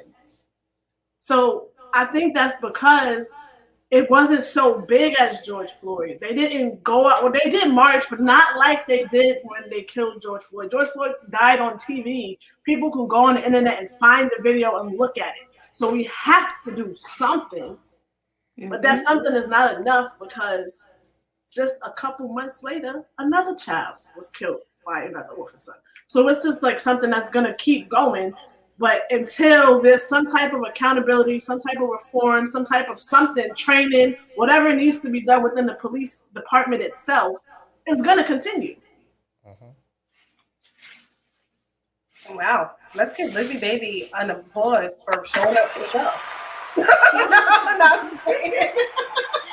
She knows that serious topics. I'll be here, but I'll be listening most of the time. She wants to take it in. She gotta take a minute. She gotta take a minute, honey. Aaliyah, do you want to come in next? We could change the order a little bit. Okay. Do you want to wait then? No. My response is sort of similar to Lizzie, so I might just get it out of the way so y'all might have like a different view. But I think that the training should be different, definitely. When you think about jobs where people's lives could be they're in the matter of someone else's hands at times, like a doctor or a scientist or something like that, they go to years and years of school, and they have to take all these different classes that teaches them about different cultures. You have to learn a different language. You have to actually go and train in that field before you can even be licensed to do it on your own. Being a police officer is a serious job. Your job is to literally take account of all the laws that this country has in place and enforce it and make sure that none of them are being broken. That's a big job. That's a serious job. The training that we have right now, it's not enough for the amount of responsibilities that a police officer has. That is where the change, if you can't change that, no change can happen at all, in my eyes, in my own opinion. And y'all girls, I just want to say shout out to all my, I want to say shout out to my Hush Your Mouth crew today, because we are on fucking fire. Mason, if you could fucking put a flame sound, I would like a flame sound, but we can't. But niggas, we gonna put your lighters up. No, you got we're on fire today. And you know what? It goes back to what you said, Aaliyah. It's the qualification. It doesn't take much to be a police officer. All you have to do is have a high school diploma, maybe 60 credits, and in some states. In some states, all you have to have is a high school diploma. And a lot of states or other states where the population is higher, then the criteria goes up a notch, but not much, right? Mm-hmm. So the qualifications to be a police officer is a high school diploma, physical. You have to be able to be more physically fit. If you don't pass the physical part, then you cannot be a police officer. And I can say it's easy to pass it because, Liz, you see my dad. He made it into the police academy. My dad is currently enrolled to become a police officer in the Baltimore County. And he's almost 50 years old. The man has never had any kind of background in any kind of criminology, anything like that. And he made it into the academy. Aaliyah, I was sitting in that room when your dad just came out of the blue. I don't remember where he pulled it from, but he said, I'm going to go to school and I'm going to become criminal justice. Yes. And we all looked at him and we was like, oh, maybe this is just one of those days where he really felt like, he wanted to do this, but he really did it. Yes, he's going to be a police officer. Shout out to him, because him being your dad and raising you, I feel like he might be the type of person that we need inside of the police academy. So we're going to give him his shout out and his applause, because maybe he could be that one person that turns the situation into something else. He can be that one person that makes that change. You understand? Yep. So for me, the way I answered this question was basically, it starts with police reform, as we already talked about, right? Educating our police on how to deal with people, because I seen a video of a woman who was deaf, and she had her twin girls in the back, and the police pulled her over. The police could not effectively communicate with her, and they basically pulled her out her car. Her girls were scared, and there was a lack of communication. They were using her children, which is against the law, to communicate with her. She was scared because, especially after things like George Floyd has happened to people, but she's a mom, right? So you're automatically going to take on that, like, protective type of demeanor about yourself. And I believe now she got a lawsuit, but whatever, because it was highly traumatic. I was sad watching it. It wasn't like they did anything crazy to her, but besides getting her out her car, handcuffing her, and having her sitting on the side of the sidewalk. That's how they said it. We just have her sitting on the side of the sidewalk. It's okay. The sergeant did make a response. I don't have it on hand, but that was something where I was like, no, these people need to be educated in sign language. Like, why y'all don't know sign language? Why is that not a thing? There's deaf people who drive cars. You got to pull them over. How you communicating with them? What if she didn't have her twin daughters in the back that knew how to sign and help her out? Lord knows what happened to her. We don't know. Also, breaking generational curses. We go back to that. We as a community need to uplift our children, educate our children. Let's take it to some museums. Let's make them read some books. Let's make them do some book reports. Education goes far beyond the school system. We can't trust the school system to educate our kids on who we are as a community and as a people. We cannot. Because our school system, my uncle is a teacher. He has a PhD. And he said during Black History Month, they may talk about Martin Luther King and Malcolm X for a week or two.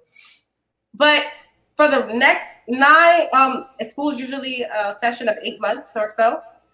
For the next 7 months, we're talking in history about European, Eurocentric culture. That's not our culture. What about the communities in which we have majority of Black students? I feel like they don't really go into depth about the Black community until you go to college and take that up. But why? You shouldn't have to pay for that. That shit should be free. Because your parents and your elders and the people that you come from should be able to teach you about that. You can't trust these people to teach your kids about who they are and what they are and where they come from. That's your job as a parent. That's our jobs as a community. Each one teach one. I wish I had a textbook in front of me so that I could open it up and show you. Like, you know how you can see like what each subject is? I'm pretty sure it's not that many pages on slavery. It's not. You don't need the slavery. Depending on what state, not to cut you off. Depending on what state you were in the next 3 to 5 years, they don't want you to use the term slavery anymore. So Texas, I think, is the first one that comes to mind. Is a state that you guys could Google this. I don't have time to. Is a state that is outlawing using the word slavery in your textbooks. And this is how you revise history. This is how you start to slowly and surely like stop having conversations about certain things and stop having people know their history and things like that by taking certain words and certain topics and things out of history books where you have to find it. So it's not in schools. And I got my answer to this, but I just wanted to put that point in there. So okay, well, I'm almost done with my answer, Mason. Sorry about that. So I feel like we are undertreated, right, as a community, but that's because we teach people how to treat us. So we don't need to be out here killing each other. We don't need to be like we be killing our own selves, and we be mad at the white man when they kill us. They don't think it means anything because we're out here doing it to each other. That goes back to slavery. Why do y'all care as a people when y'all were enslaving each other from the beginning? I'm sorry, I'm playing devil's advocate, and you guys are free to piggyback, but those was my answers. We need to be better as a people. Can I play devil's advocate to your point about us enslaving each other? Slavery in Africa, we definitely did enslave each other, but it looked different. In Africa, the slaves there were criminals, or the slavery in Africa resembled more of what like Irish indentured servants looked like. You could buy your freedom. It wasn't always lifelong. But the slavery here was different. It was like lifelong. So yeah, we did enslave each other, but we still had a respect to the fact that this is a person to a certain extent. Right. They treat us like some people here, but you're right. Mason, what was your answer? So I have a lot to say on this, and I think that it all starts with the defeatism. I'm going to go back to when we started and people being defeated and feeling like they're defeated. And I think that this last year was a great opportunity to see what happens when you stick together and you hold people accountable. Like Lizzie said, there was several incidences where people weren't even charged. If you look at Breonna, no one was charged. Nothing. Absolutely nothing. Right? Why didn't we riot the way we rioted for George Floyd? With Breonna said they did riot for her, but still nothing has happened. Let's not forget that. Yes, Derek Chauvin is going to jail for 22 and a half years. Hold on, Corey. Hold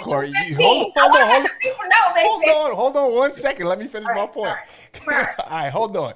So the reason why the effect wasn't the same is what I was just saying. In the last year, what was happening in the last year that's never happened before? For George Floyd. No, a pandemic. Coronavirus. No, pandemic. We had a pandemic. We had coronaviruses. Where was most people last year at this time? Inside.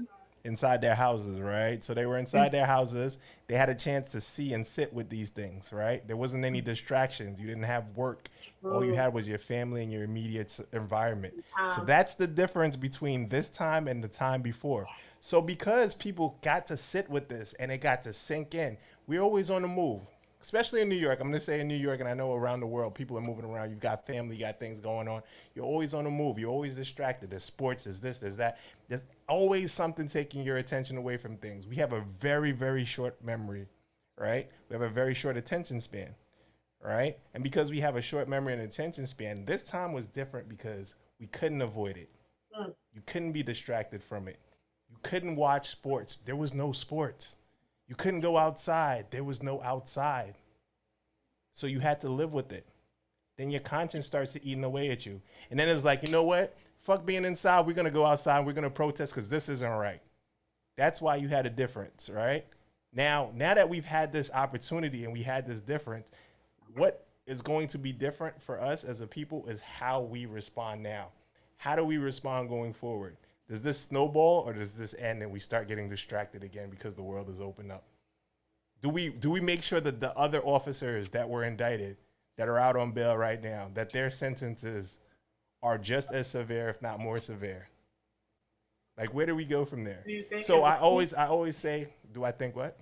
Do you think it will be if they only gave Derek Chauvin 22.5 years? So there's a lot to that we got to delve deep into, because I think that he got the minimum doubled, so he didn't really get the maximum. But the maximum isn't even life, I don't think. Yeah. For that particular No, you can charge. have double life. That means that not for that charge. No, wait, hold on. He had second-degree murder. He didn't have first. Yeah, he didn't have first-degree murder. He couldn't get life. Not life. So here's the first Why part. did he have second-degree murder? This happened months Because ago. it wasn't premeditated. Exactly.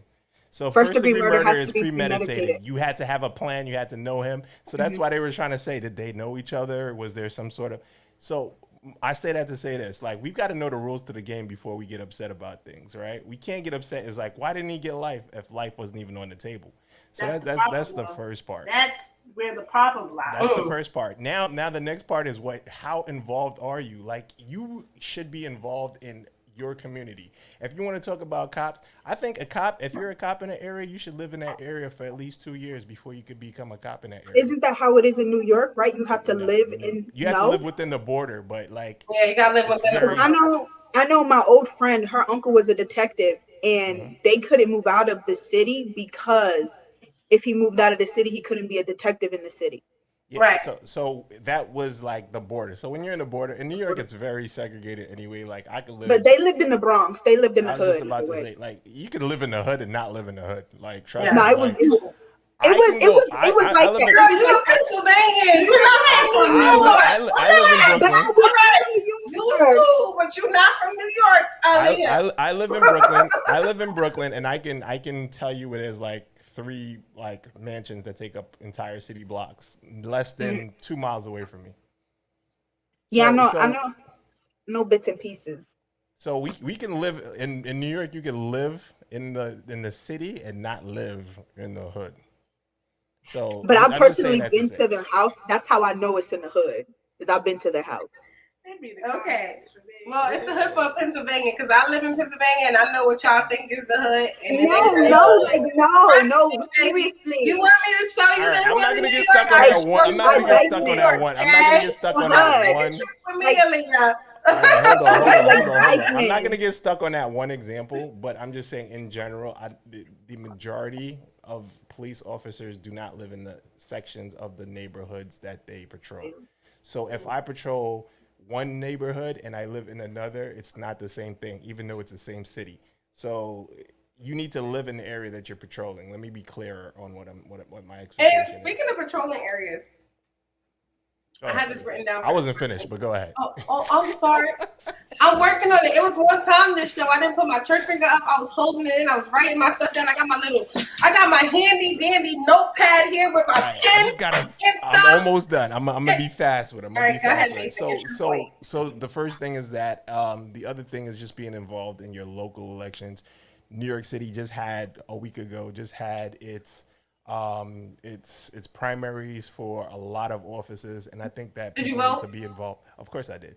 I did early voting. I'm actually signed up to be a poll worker. Pause. And Applaud. applaud to me, yes. What do you, Nathan? Come on. But like I was saying, you got to be involved in these situations, and it's the little things like if you go to a community board meeting once or twice, like people start knowing and they'll hold themselves accountable if they feel like they're being held accountable. So if they know that, you know what, if I step out of line, there's gonna be repercussions, then I'm not gonna step out of line, right? So that's where we fall short. We are not holding people accountable. And how do you hold people accountable? You start in your neighborhood, right? You get 5, 10, 15, 20, you get a couple of neighbors, and you make sure you guys' issues are being taken care of. That's Right. how you make a difference. It's I not gonna definitely- you're not going to make a difference by, complaining about Biden. Like that's not gonna make a difference. But that local congressman, city council person, Don't that person complain will about listen to you. nobody. I don't know who the opposing team is or was, but don't The oppose opposing about team? nobody. You said talking about Biden. I said just don't. Oh no, I'm just saying him as an example. The president, know, you're I'm not like saying- his influence isn't gonna affect your day-to-day life. Like even if he wanted to, he'd be like, there's not much I could do. Like Right. so we gotta know the rules to the game. Absolutely. I'll end right there. I have more, but No, we want to hear from you, Mason. I feel No, like that- the girls sometimes take over. You have a hard job as a man on the show, Mason, and I'm gonna tell you why. Because you have to keep. She said, "Let me tell you why." Me and Miss Lizzie Baby on the show. You are like, I don't want to say the dad, but like the dad. I don't know on the show. I only can reference it to dad because it's like I don't know how to explain it no other way. Like I'll be the dad. we have you and side panel here to be able to keep us in line. I'm the voice of We reason. like run up off that topic that Tom's running. You over there like, hey guys, come back. You guys are triggered. So you gotta bring us back. So That's shout the out t-shirt. to I'm you. You telling have a hard job. It's you versus 2 women and 2 black women at that. And sometimes we a little bit much. I'll be like, Especially me. Get it out. Get it I'm out. gonna take accountability, especially me. Where's the All right, and that's at 151. So we're gonna write that down. I But- feel like I'm being a little too much. When you're triggered, you are. I'm a We little gotta bring triggered it right down. now. I really just. I don't even know. But The water's not working. I turned on the big screen. I stopped looking at the comments. I had to stop. Smart, I'm thank focusing. Good job. I'm focusing on this. Good This job. Okay. discourse that we're I'm gonna drink having. this water again. So I had the last part that I wanted to say, and it kind of goes into our next question in a sense. I wanted to say that I have wrote it as I wrote it.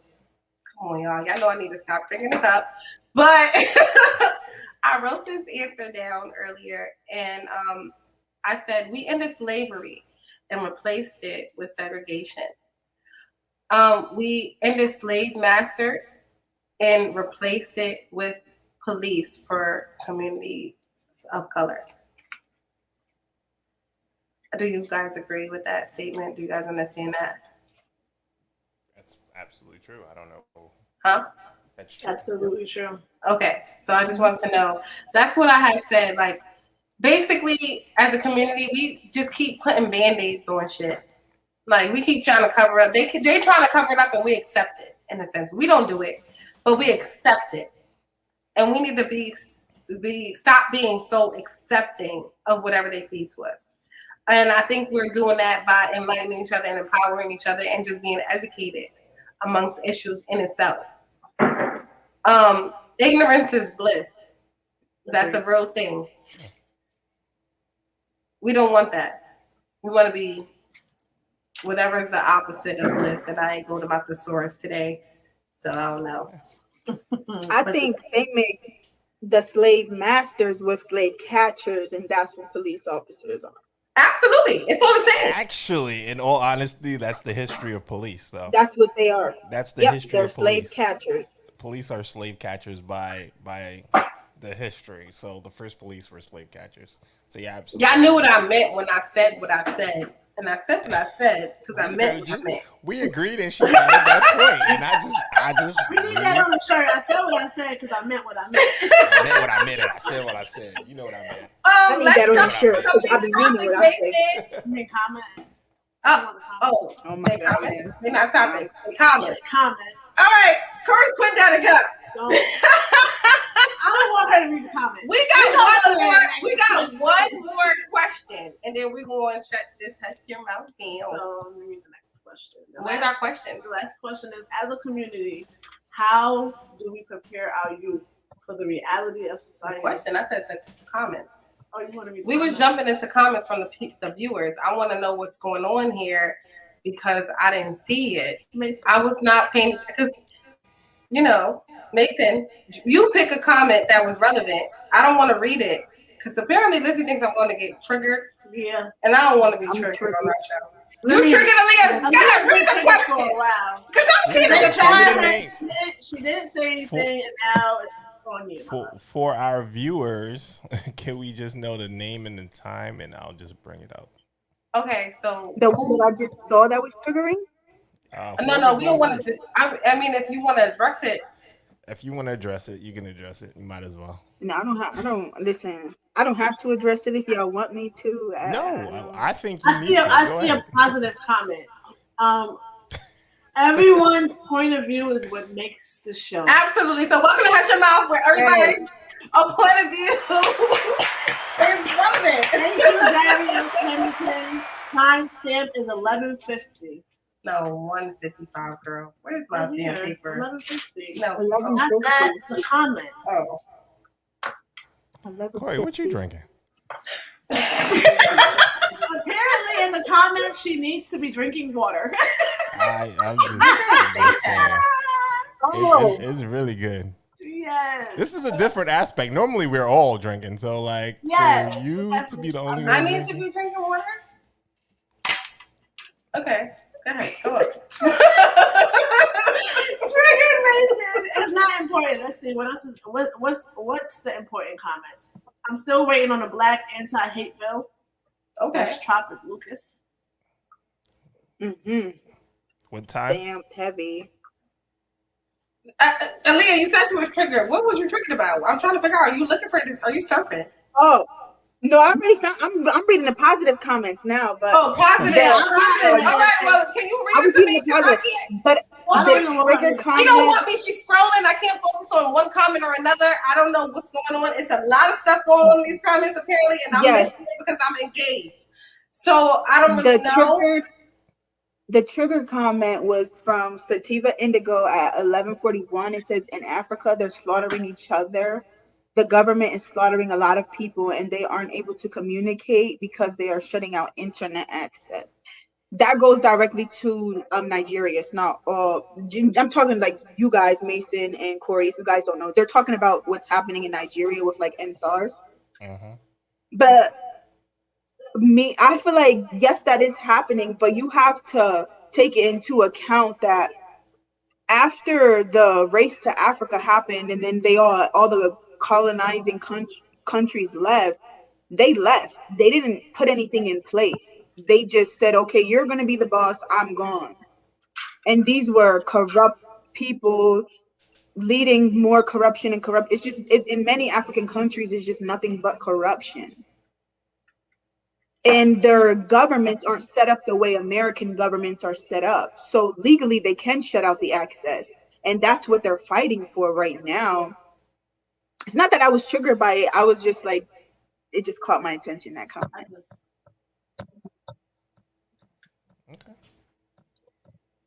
Okay. And what else do we have in the comments? Do we have any other comments? I'm going through them now.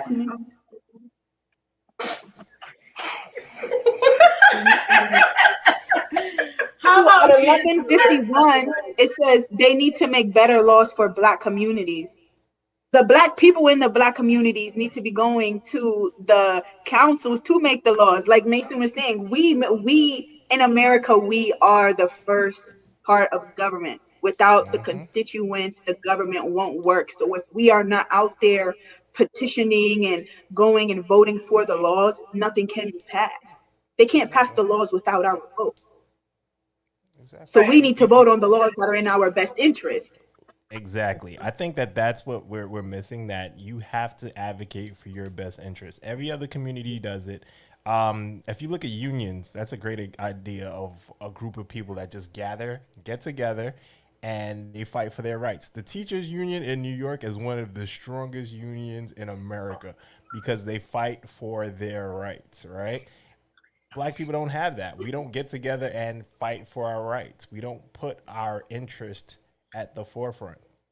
So that's the difference. Like, if we were to have a union, have some sort of pack, have some sort of movement that continuously fights for the rights of African Americans, we would be in a better place. Black people on a whole, we would be in a better place, but we don't. So what's triggering you today? She's triggered. Can we read the last question? No, I just want you guys, Mason, I think that all these comments are important to some extent. Opinions are like assholes. I know this show is opinion based. It's like assholes. Everybody has one, and I like that. Except for Trick Daddy, I don't agree with his opinion. But some assholes look a lot better than others. Let's never forget that. So, how many assholes? Ladies or gentlemen, and let's get your assholes together. All right. Pause. All right, Mason, I want you to put some of our comments that we have. I want you to go down the line and get some of our comments that we have on the screen. So when we do air this episode, I can come back and read them in depth.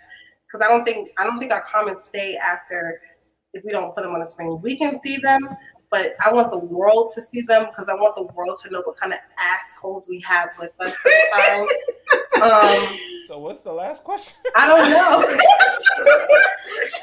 You're gonna have to do how do we teach our future generation. So now she can understand where I was coming from the day that they called me a whore. So I'm just saying. They called you a whore, Lizzie? No. No. They called me a whore. Listen. A four. The number 4. I want to shout out 10. She's a 4. Indigo for always coming in and giving us a controversial view, right? And you said this time that Lizzie is definitely dope. I see a big difference every single video. Thank you for tuning in every single time. Thank you. Drinking water, clearing her mind, that's what we need. Women who care to improve themselves. Yes, because we as a community are all here to improve ourselves. We love to be greatness. We want to see greatness in each other. All right. That's your face for me. All right. All right, Traffic. Thank you for joining in, everybody. We have one more question and we're ending this. So as a community, how do we prepare our youth for the reality of society? And so you guys know, so this is something that I'm struggling with and I want to share that with everyone. I have a black son, right? And he lives, again, I mentioned this earlier, if you're just now joining, he lives a different life than I have lived. His point of view of growing up amongst white people is a lot different than mine. He doesn't think that white people view him differently than themselves because that's not his experience. And I always say our experiences shape our reality. In our opinion. So, me being a black mom, Mason, this question is kind of like at you, and I love to hear what the other black women have to say on this show. But this opinion is based at you because you personally were the first person that I reached out to when I heard the Derek Chauvin sentencing, which initiated the show. And I was telling you how I felt. And I think that even in my text messages and my messages to you, you could kind of feel where I was coming from as a mom. And then I also forwarded you my messages to my son. And you already knew an overview of what we were talking about. So as a community, how do we prepare our youth for the reality of society? Not sugarcoating it.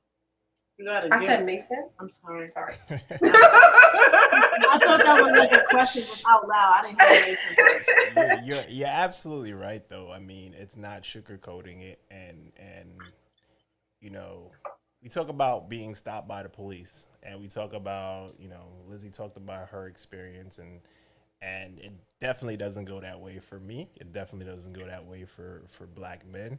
I think the first thing they see when I roll my window down, especially because I drive a nice car, I roll my window down, it's immediately a threat. I'm a drug dealer. Every bad thought that could possibly come to their mind is coming to their mind. So you would think in that scenario where somebody has a gun visibly showing that they're the threat, but I'm the threat. So my job is to de-escalate the situation as quickly as possible. It's not my official job, but that's my job because I need to get home to my family, and that's what you teach your children. And but what about someone? We as a society, and I've had this conversation in some very big forums and some very global forums, and the scenario is always the same. I don't have to teach my children the same things that my white counterparts had to teach their children, or vice versa. Actually, I have to teach my children things that my white counterparts don't have to teach their children, especially boys. Okay. We have a comment that wants to be read at 11:58. Can we bring that up? 11:58. From Tropic Lucas. Hold on. I'm just ready to go off. I'm going off for you, baby girl. Don't even say that. But let him read the comment. Just read again. I didn't read it. No. Just read the comment, Mason. We need our social leaders protected. We need to make the what? Entertainers promote positive imagery. We promote the destruction of our own people. We're hypnotized by hate. Now, thank you for that comment, Tropic Lucas. Mason, I sent you something from one of our entertainers that I would like us to jump into. The video? Sorry? The video? The video. Okay, so I couldn't play it. Who is it of? It was of LeBron James. You see, I may be able to do the audio. Let me try to do the audio. You can do the audio. Subdue that gentleman, or detain him, or to just before the firing of guns. Then you sitting here, you lying to not only me, you lying to every African American, every black person in the community, because we see it over and over and over. There was multiple, if you watch the video, there was multiple moments where if they wanted to, they could have tackled him, they could have grabbed him. You know, they could have done that.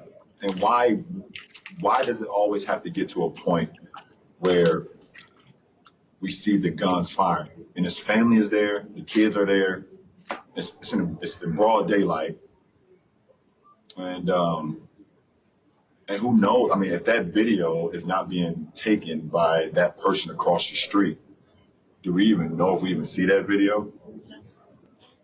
It's just quite frankly, it's just in our community. And us, I know people get tired of hearing me say it, but we are scared as black people in America. And so guys, I want you to understand that some of our leaders, like some of our public figures, they're not able to speak as fluently or openly as they would want to, because they are actually funded by the white man. The NBA, if you don't know, is owned by a white man, right? That's who signed LeBron's motherfucking checks. And LeBron can only use his platform as far as they allow him to do so. And as well as many other entertainers and public figures. So that's to answer your question, Tropic Lucas. In my own opinion, he said a lot but he couldn't get as in depth. Does that make sense? Can I say something? Because I feel like a lot of our entertainers or celebrities that we place on pedestals, even the limited things that they can say, they do say it.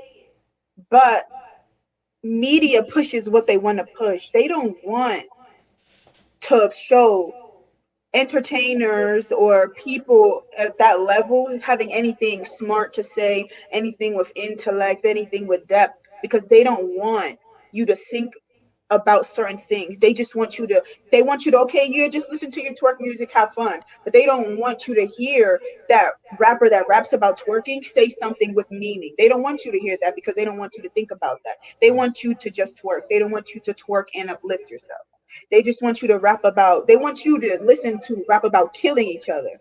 They don't want you to listen to gangbang music or selling drugs while also them teaching this is the lifestyle I had to live because this was my only opportunity, but you don't have to live that lifestyle. They don't want to push when rappers say that. They only push the other part.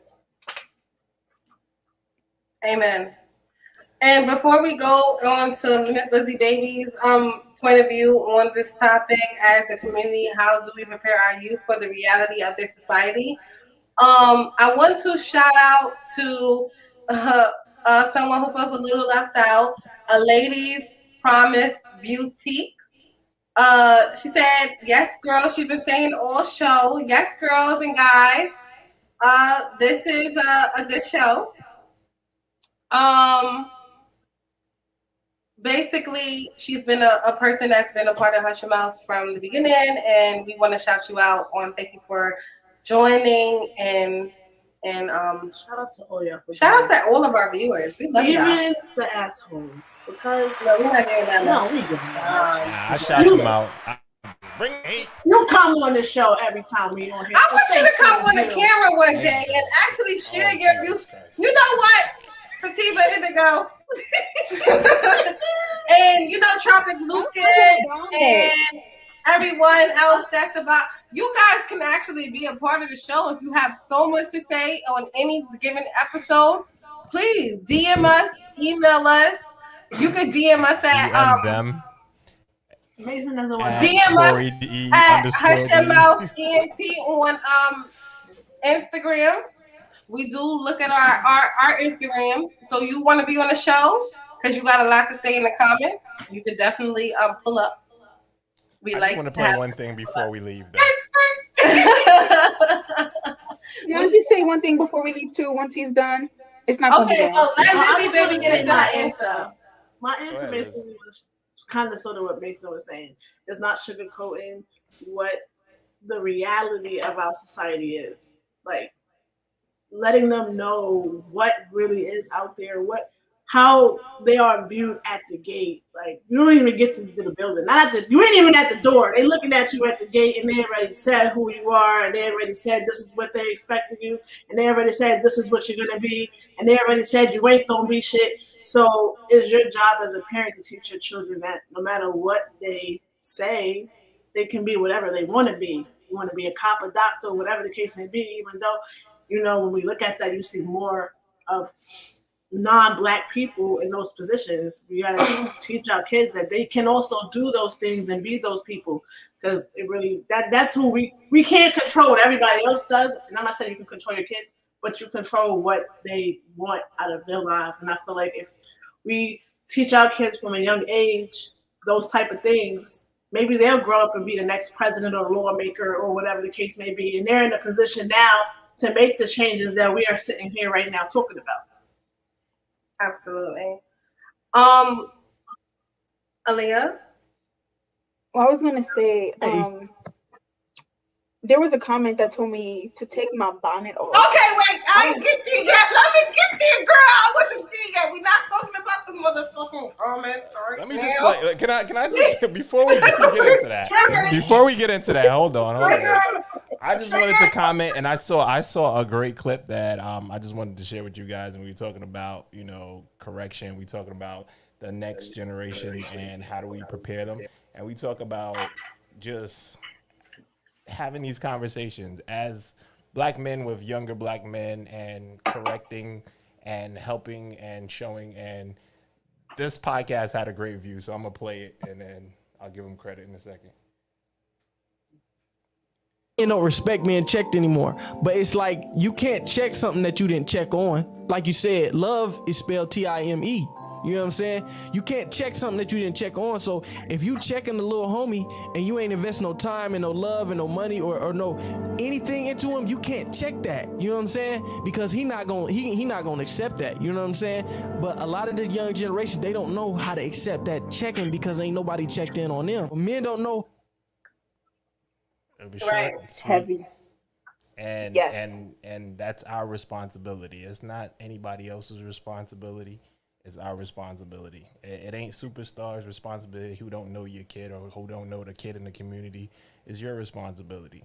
You don't just attend to things when it goes wrong. You got to attend to it before, and that's what makes the world a difference. So I just wanted to end with that, and that's all I have to say. Okay. Go So ahead, to go to Leah. the question, the actual question, I'll reply to the comment later. But the actual question, I think it's interesting because I am the generation that you guys are teaching. I'm Gen Z. I'm the last generation.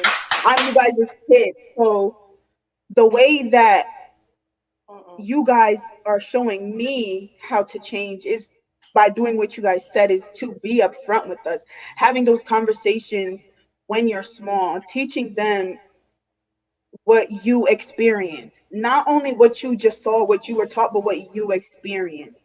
Because there was things that my mom was taught, but she didn't necessarily experience it. But she taught me her experiences from being a woman, being a Black woman, and that shaped how I viewed the world before I went into the world. And then I used that to help guide me through my experiences as far as things like in school, learning about what it means to be Black from a white person standpoint, and learning about slavery in school, and even having to educate my educators about things they don't know. Mm.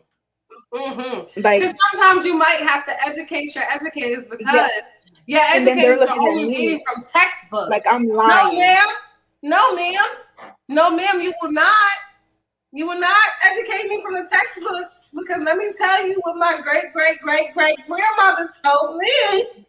Yeah, especially with things like Drink more alligator water. bait. That things like alligator bait. I told my teacher about that, and she looked at me like, "You're making this up." And then she had to go and research it, and then apologize to me for making me seem like a liar in front of the class. Absolutely. So I And think what you guys are saying that you should be doing, it's working, because I feel like, in my opinion, I am a well-rounded individual, and I'm very okay, I wouldn't say neutral, but I'm very open to hearing different opinions about what it means to be Black, and I'm coming to the conversation and these experiences with a level mind, thanks to the way that you guys raised me, the way that your generation raised us. amen. You guys had intent to break the generational curse, and your kids are breaking the generational curse. Amen. Lizzie, go over there while I get this together real quick because I got something I want to say to y'all before I jump in. But I want to,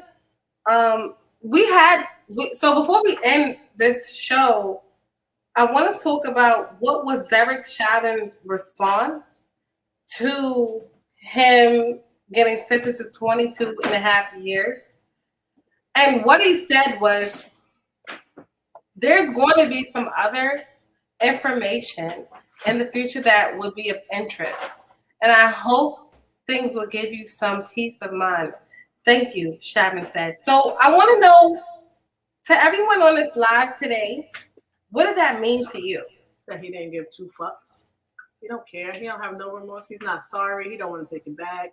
He's not sorry to the family. He's not sorry to George Floyd himself. He's not sorry to his own family. He's just not sorry at all. He's just like, okay. Okay, Mason. I mean, for me, it means a lot of things, and you got to think of it from a lot of different ways. One, he's not going to admit to his guilt if he's going to pursue other things. So for him to admit to his guilt for his legal situation, he couldn't do that. So legally, I didn't see him doing it. But there are definitely ways he could have went about saying, I'm sorry that this happened. He could have said that, I feel the grief of the parents. He could have said a lot of things that people usually say during sentencing. So, I mean, he definitely took a different way. Approach. Yeah. And the conspiracy theories are running wild about that statement. I read a little bit about that, and, they're saying a lot of government this, a lot of government that. But at the end of the day, I'm just commenting on what I read. Okay, so I'm back, bitches. So there was a comment made about our special guest today, which Aaliyah, I want to say thank you for coming on the Hush About today and definitely giving us insight and definitely educating us and being educated as a Black woman. As a future nurse in our community, coming onto the show at the spur of the moment. Okay, because it was a spur of the moment. Lizzie had to phone a friend. That's what happened. Thank you for having me. I enjoyed it. And you was her friend, and you showed up, and you showed out. Hey. As a Black woman, as a representation of your culture for the African community, because you don't associate with being a Black woman in America, you associate with being an African woman from Africa because that's your motherfucking roots. That's all of our roots. And that's where the fuck we at, okay? Now you got me there. Yep, I ain't drink no water, okay? It's about to go down, people. Right? And now we can talk about. I'm turning my mic off. I'm just sitting back and making faces. Corey's triggered, guys. Okay. But I don't have other people, or one of the 7 has showed up. How you doing? So someone mentioned that the head wrap that you have on is for nighttime wear. How ignorant do they sound? My love. And they said they are a Black person from a Black community, or African. Yeah, it's a Black man. It's a Black man. It's a Black man, right? Okay, Sativa. And they go, you're a Black man, so you're uneducated as a Black man. And I'm going to educate you because that's my job. Each one teach one. That's what the fuck the hashtag is for this fucking show. Each one teach one. First of all, I'm a little hot. We got our lights on. Once you're done speaking, can I speak about this? I'm going to let you speak. Okay. What you are wearing, and you can correct me because you probably have more knowledge. I've only learned during my travels and my experiences, and also my knowledge on Google, because I choose to enlighten myself and enlighten others as I enlighten myself, and we can build, because that's how foundations are built. Okay? That's how greatness is built, right? What you have on your head is a duku, a gili if you speak Yoruba, and you can correct me if I'm saying it wrong. I don't speak Yoruba, so I don't know. My tribe is Kimbindu, so it's a different, yeah. Or Iduku, right? Depending on what's going on. And when women wear their head wraps, depending on the society and what you come from, it discusses your material status, if you're single or if you are married, who you are as a woman, whether you are a wife or you are available. Okay, let's talk about it, honey. So there's nothing wrong. No, head wraps are not only worn for sleepwear, and I've seen that Plies has said that in the past. I've seen that was a big thing. Why do women wear bonnets to the airport? I'm sure that's not the reason why they're wearing the bonnets to the airport. I'm not saying that, but what I'm saying is that in some cultures and some societies, that there are people who wear head wraps to cover because, 1, they are married. 2, only person that should see the top of their head is their fucking husband.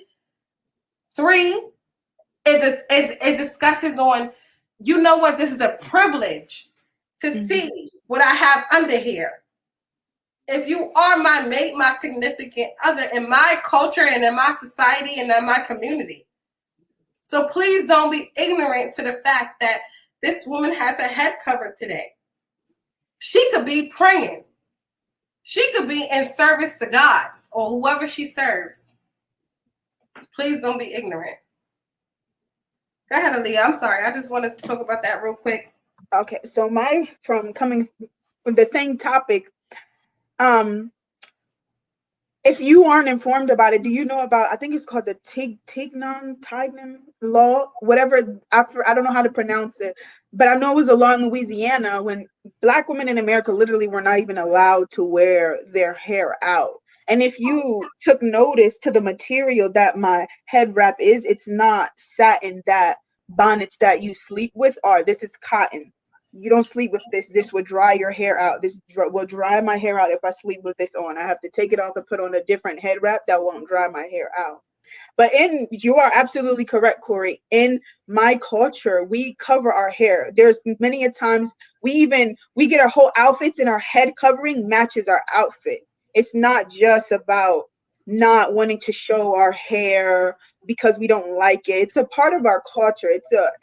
Having a head wrap is also being considered having your hair done. It's a form of having your hair done in my culture. And also, I do wear my hair out. I just decided to wear my hair back because it is hotter out. It's easier if I pull it back. I don't want to dry my hair out. I don't want to kill my ends, constantly exposing it to the sun because I have 4C hair. And 4C hair needs a lot of tender loving and care. And this is a protective style and a culturally expressive protective style. And that's why I'm wearing the covering. It's not because I'm being lazy or I want to wear my nightgown or look unprofessional or dingy or whatever your conceptions about women who wear bonnets in public are. No, I'm wearing it because it was my choice and my choice of expression in my culture. Thank you. Thank you, Aaliyah, for educating the non-educated. But we're not going to give you any more of our time today. I want to say she don't owe y'all no motherfucking explanation. If she want to fucking put a goddamn head wrap on her goddamn motherfucking head, then that's what the fuck she gonna do. And on that note, hush your motherfucking mouth.